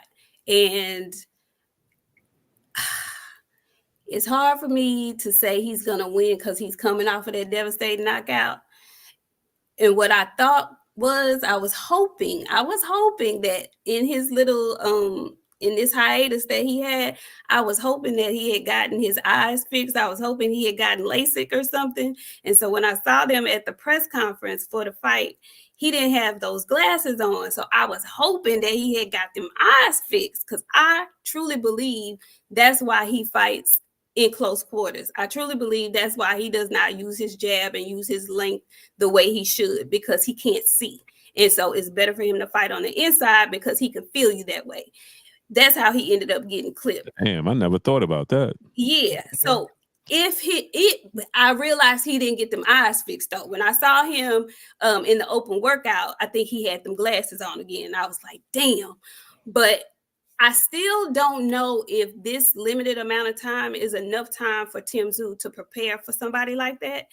He's a long, lanky, you gotta kind of have a real camp to prepare to throw your punches, to hit him, to land, unless he decides he's just going to chop the tree down. And that always works. But 80-inch reach. That's what I'm saying. Yeah, that's ridiculous. All he got to do is jab. He can win the majority of his fights if he had a nice crispy jab, but he does. That's not how he fights. So I feel like this is a 50-50 fight, but I really think I'm rooting for Sebastian Fundora just because I like him a lot. I won't be shocked if Tszyu clips him and ends the fight, but I think Tszyu this is a much harder fight for Tszyu than Keith Thurman would have been. I think it's a way harder fight than Keith Thurman would have been for Tszyu. And I know Sebastian can thump. I do know that. We all remember. I don't care if you don't want to remember. We all saw what Errol Lubin looked like after that fight.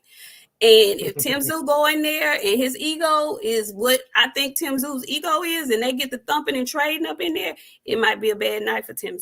So they actually sparred a bunch of times, and he sparred his little brother too. He sparred Tszyu and his brother. Who, Fundora did? Yeah. Oh, so they're familiar with each other. I didn't know that. You ain't see that? You probably ain't see the video I just dropped. But the video I just dropped, I got his brother on there talking about. I got to talk about how he felt about Terrence Crawford in Tszyu fight. But that same interview, he talked about how him and his brother used to spar Fundora. I didn't know that. Oh, wow. Yeah, he says that Fundora kind of quick. He's quicker than what a lot of people think he is. This is what the little brother was saying. Yeah. Wow. Sebastian ain't no punk. He not. Fight Hype just dropped the interview with Tszyu little brother Nikita Tszyu like 2 days, not even 2 days ago, yesterday. No, I gotta go find that. I didn't know that. Yeah, I didn't know that either. Said that both of them spar Fundora. Okay. So he was familiar with him. Okay, well, see, that works in Tim's favor then. He's not completely, he got a little. To me, it's a 50-50 fight. Yeah. He's not left out in the 50-50 dark. fight, man. I ain't know he was that big. I knew he was kind of tall, but I ain't know he was 6'5", 80-inch reach. That's crazy. 6'6". That's crazy. Oh, yeah, they got him listed as 6'5", but 6'6", still tall as I don't know what. Yeah, he tall as he the same height with nearly the same reach as Anthony Joshua. Yeah. That's ridiculous. Now, Blue, let me ask you. If Tszyu is able to get on the inside of Fundora, then he gonna get him. Okay, I was gonna say, what can Fundora do to either get through that round or capitalize off of Tszyu getting on the inside to win the fight? What would he have to do? Let me get the super chat off the screen. Salute to my brother Alan Maddox, ready to rumble, aka Alan Maddox, brother in the super chat, dropping that cinco on us in the super chat. He said, beat him on points. Ask Laura and Triple G how that worked out for them. Blue, you already know how I feel about that cherry picking ginger duck and his slow webbed feet. Hey, he be going in on Canelo. Hey, but no, I think that if Tszyu, see the thing that made me that I wanted to ask y'all about it, because when I rewatched the Mendoza fight last night, and then I watched part of, I didn't get through the whole fight with Tszyu and Tony Harrison. I was watching that fight because of the length. You watched all the fights I watched. That's crazy. Yeah. And Tony Harrison was giving up his length, right? Tony Harrison defense was terrible, right? But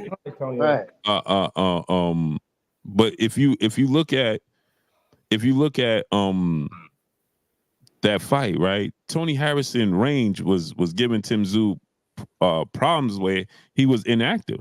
He just wasn't active. Like, he was walking forward, but he wasn't letting his hands go because he didn't want to get countered, right? And when you watch Fundora, now Nick J gonna have me go back. Now when I get off here, I'm gonna watch that Lubin fight now. Yeah, I'm gonna go watch that Lubin fight because I know how it played out, obviously, but I want to go watch the war within the battle, right, and see little things. But I watched the Mendoza fight, and I'm like, bro was control. He was beating Mendoza more impressive to me than Tszyu did.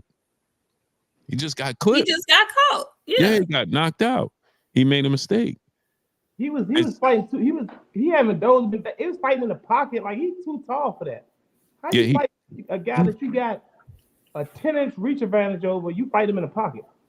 Yeah, that did. But like Nick J said, that I ain't even think about, right?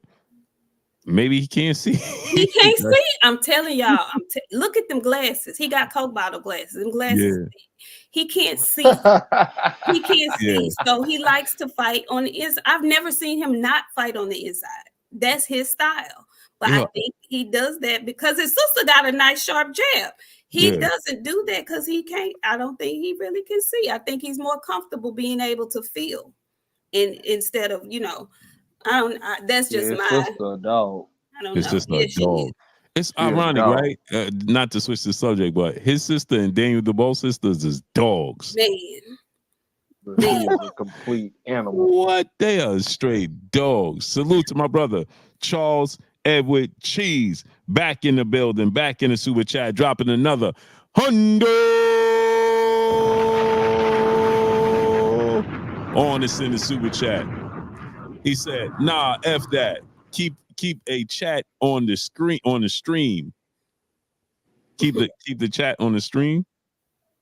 What you mean, Cheese? Cheese, you been sipping? Yeah, he feeling himself right now. Yeah, you been sipping. I mean, I'm gonna sip at 12. I got some of that Laportier. I'm gonna swig that at 12. But he said, "No, F that. Keep a chat on the stream." Yeah, he's sipping already. Yeah, Cheese. I don't know what you mean by that one, Cheese. Look, he cracking up too. Look.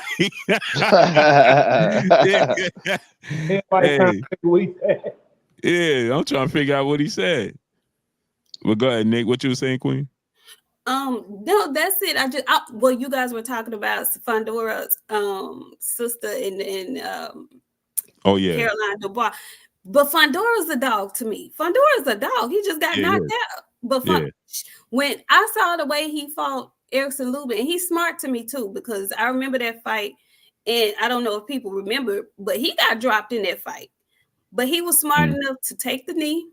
Mm-hmm. He was smart enough to even spit his mouthpiece out and collect himself. And then he got up and went right back to work.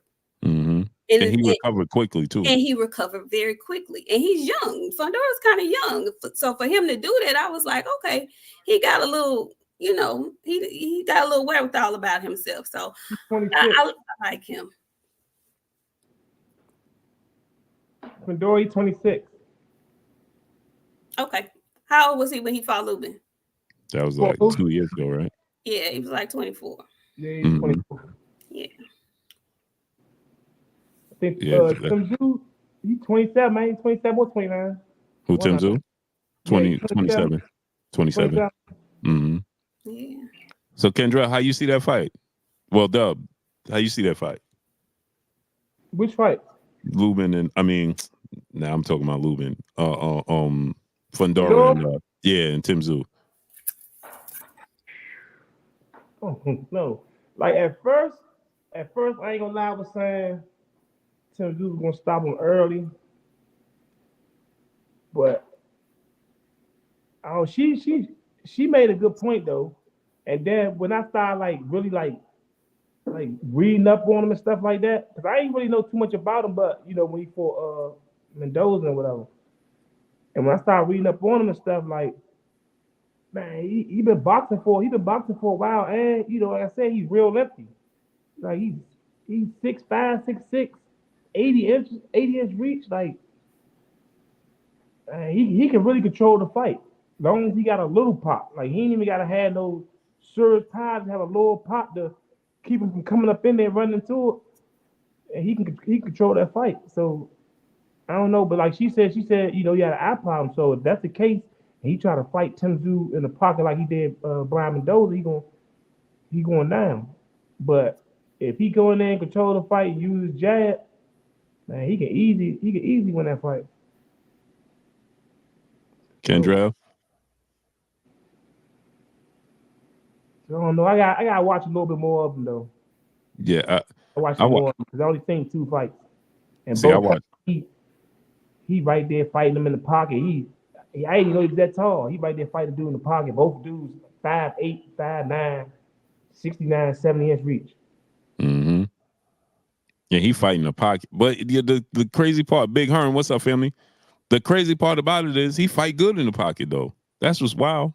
Yeah, he got a little. It seems like he got a little pop. You know, because he was just like rocking Benavidez. Benavidez with 2 uppercuts. Yeah, That's that's what I'm saying. Like he fight good in the pocket to be that tall and that rangy. Yeah, but He like it in I feel there. like he can't deal with Tszyu. Yeah. I feel like that's Tszyu type of fight. It's gonna be the old cheese. It's gonna be the old PBC crew. They brought everybody back. They brought Sean Porter back. No, well they brought back Brian Custer, Ray Flores, definitely we know Jimmy Lennon. So they bring him back. I heard they was bringing back Gene Said Joe too. Are they?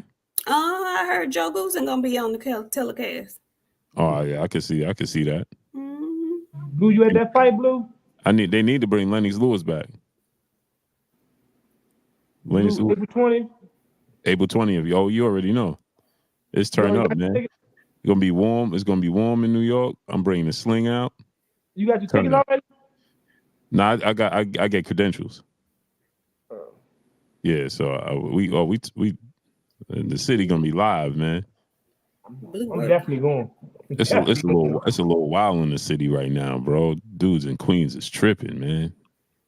They done this week alone, man. They done took out 2 cops, man. Oh wow. Yeah, it's They took Diddy down. They took the head of the Illuminati down. It's finna get crazy, B. It's finna get crazy, son. It's finna get crazy, B. You heard me? It's finna get crazy, son. I knew he was gonna go back. We said take that. Yeah, I knew he was gonna go back. Yeah. Queen. New York is like money for real. Yeah. I hate that though, man. Anytime somebody lose their life, man, it's not a good situation. So especially if it's not just that ain't good for us in our community when it's the boys in blue. Absolutely. That ain't never a good thing. You know what I'm saying? Absolutely. So we're not gonna praise that. Yeah, no, not at all. That's ugly, man. You know what I mean? But yeah, let's get our last words and get out of here. Because I'm gonna go have a drink. Say the salute to everybody and thank you for having me on, Blue. Have one for me too. Yeah. I'm about to get this little Portier in, man. Hey, Jay, I like your input. You know, Dub C, we always chop it up and go at it. So salute. Wish A-Side was here for crazy. Before we go, one more. I gotta get Jay and I gotta get y'all opinion on the Frank Martin Tank fight, man. Tank knocks him out in the 10th round. In the 10th round. In the 10th round. Why you say that? And the reason I say that is because Tank is very poised at this time in his career. He's very calculated. He's going to take his time. He's going to wear him down. Frank Martin, what he gives out, it's not going to be enough. The same way, and I'm going to give you an example, the same way what you're telling me, Haney Munguia, what he gives out is not going to be enough. Frank Martin, what he gives out is not going to be enough for Tank Davis at this age and at this status of his career. Tank Davis is going to hurt him, and it's going to hurt him bad. The way he's training, the things Frank Martin is doing, this one-dimensional southpaw come forward style is going to get him hurt bad. And I'm going to give him to the 10th round. And that's just my predicament.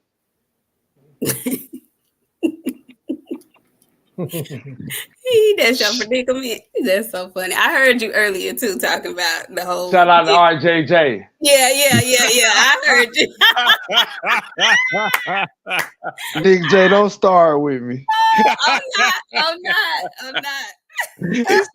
I knew I couldn't wait for this. We try to get out of here. Don't start with me, Nick J.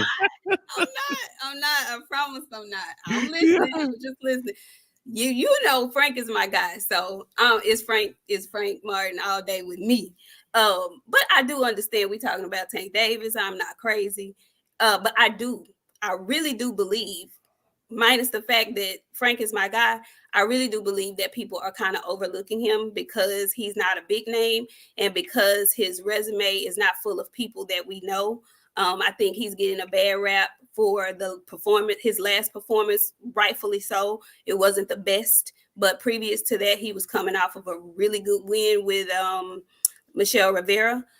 In that fight with Michelle Rivera, he showed me what he was capable of. In the fight, his last fight, he was fighting an Olympian who was actually probably tougher than he thought he was going to be. But what I did like from Frank in that last fight that wasn't his best fight was the fact that when Derrick James did tell him in the corner, say, you got to go get this dude. You know, your cards ain't looking good right now. I need you to go in there and make it happen. He was able to go in there and do that. Although the entire fight, left a lot to be desired. When the rubber met the road and he needed to make it happen, he went his ass out there and he made it happen. So I like that he has that ability. I like that he knows how to do that. Now I was mad that it took all of that for him to give that, but he has that in him. Also, I love the fact that he's already sparred Tank before, so he's not going to be like everybody's questioning whether the lights are going to be too bright and all that, this, that, and the third. And I understand that, but I know Frank, and I know that he's not going to be fazed by that. He's been around the bright lights before. He hasn't necessarily been under them before, but he's not going in there like a starstruck boxer. That's the last of his worries. Him and Tank are the same age. He wants what that man has, and he knows he's going to have to go take it. And the thing is, he knows he can. You might not think he can, but he knows he can.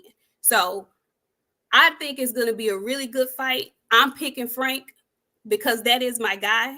I know that Tank is expected to win, but I think because they are both coming off of long layoffs, that they're coming in very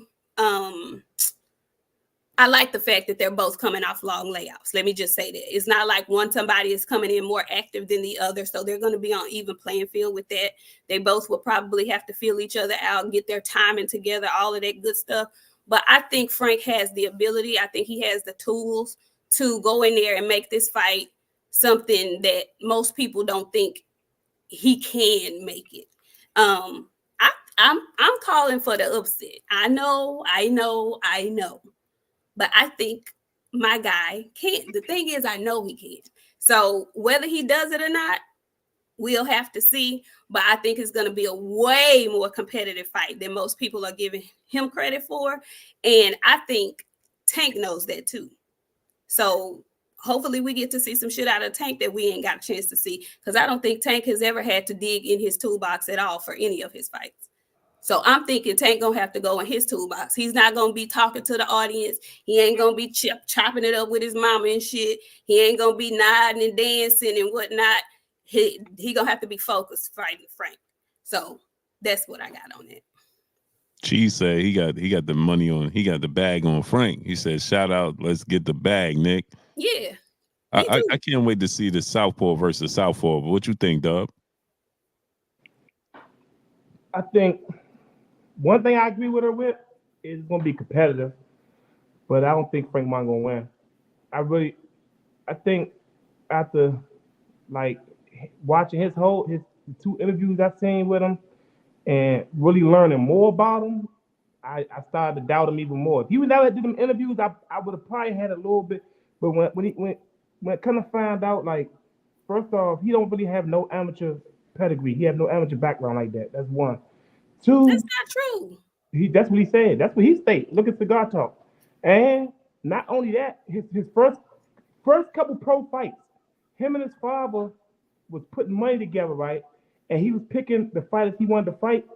And in Indiana, they was fighting in Indiana and in Detroit. They was doing the venues themselves. Like they was doing some self-promotion. Some self-promotion that they was fighting other guys who, like, say he hear about this guy in Detroit, the guy bad. He'll go, him and his father go pay the guy, and then set up the venue so he could make a little bit more money. But that happened his first 8 or 9 fights, he said, right? From Indiana to Detroit, he did self-promotion, right? So when you fight somebody on this big stage that has a big amateur pedigree, have a long amateur background. That for amateur that have been fighting since he was 6-7 years old, or whatever. And now you on this big stage. He never fought for a title. Frank Martin has never fought for a title. He has never been in front of the lights. And now you fight somebody like Tank Davis because you said you caught him in spine, you caught him with a good punch in spine, and you know y'all it got surged and y'all about to fight, but you think you got him. That's something. That's not enough. You see, I think Tank is really taking this fight serious. Like you don't hear nothing about him. You ain't hear him on social media. You don't hear too much. He just went straight in already and started focusing. So he's not gonna overlook Frank Martin. You know, he's gonna go in there. He's gonna really concentrate. He's in there studying, and he know he can't get upset. He's never fought a black fighter. So I'm going for Tank because Frank Martin ducked my fighter dub. See, he ducked Shakur. Oh my God. So if he lose, Nick J, I'm gonna leave you alone tonight. If he lose, it's a lot at stake.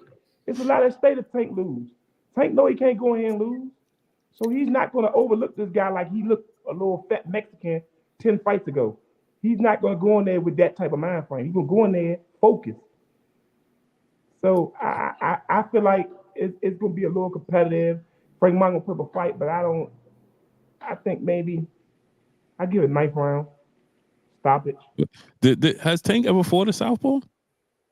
It's been a minute. Yeah, no. Yeah.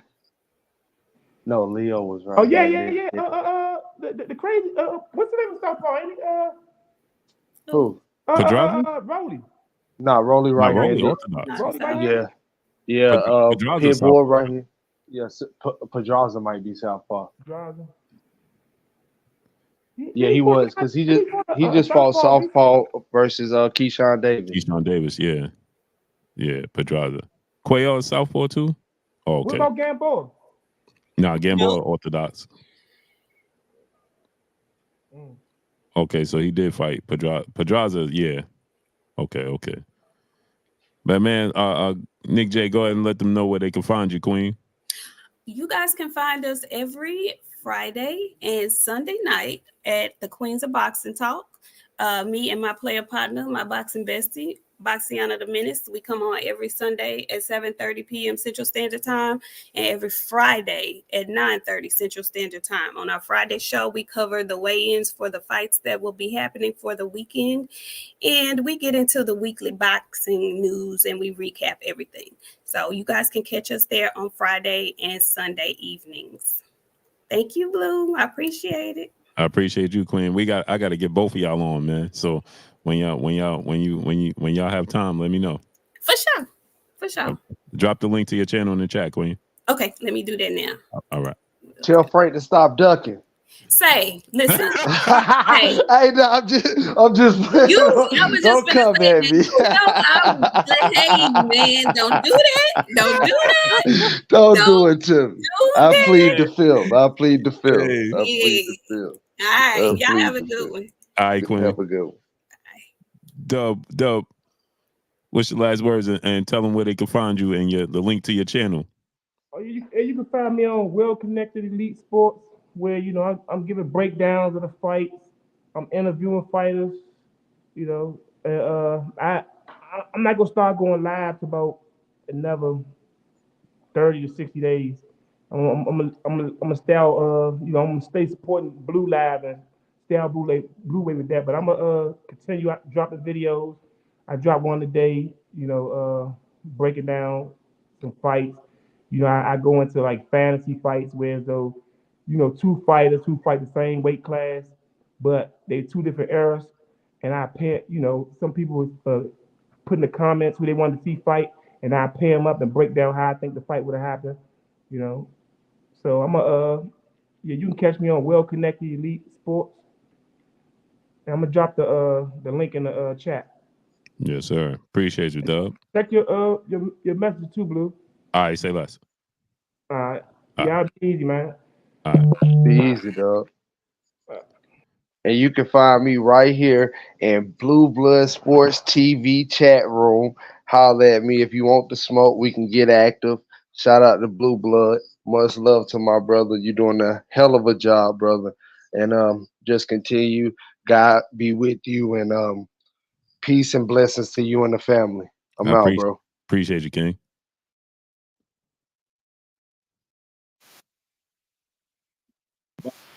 Full time in the super chat, dropping that half a good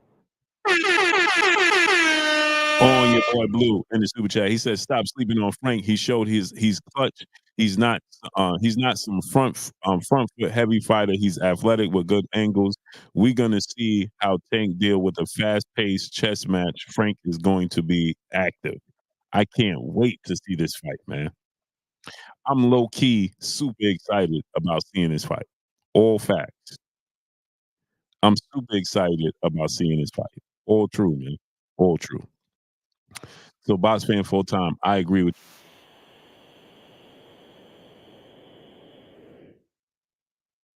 Toughest fight of his career.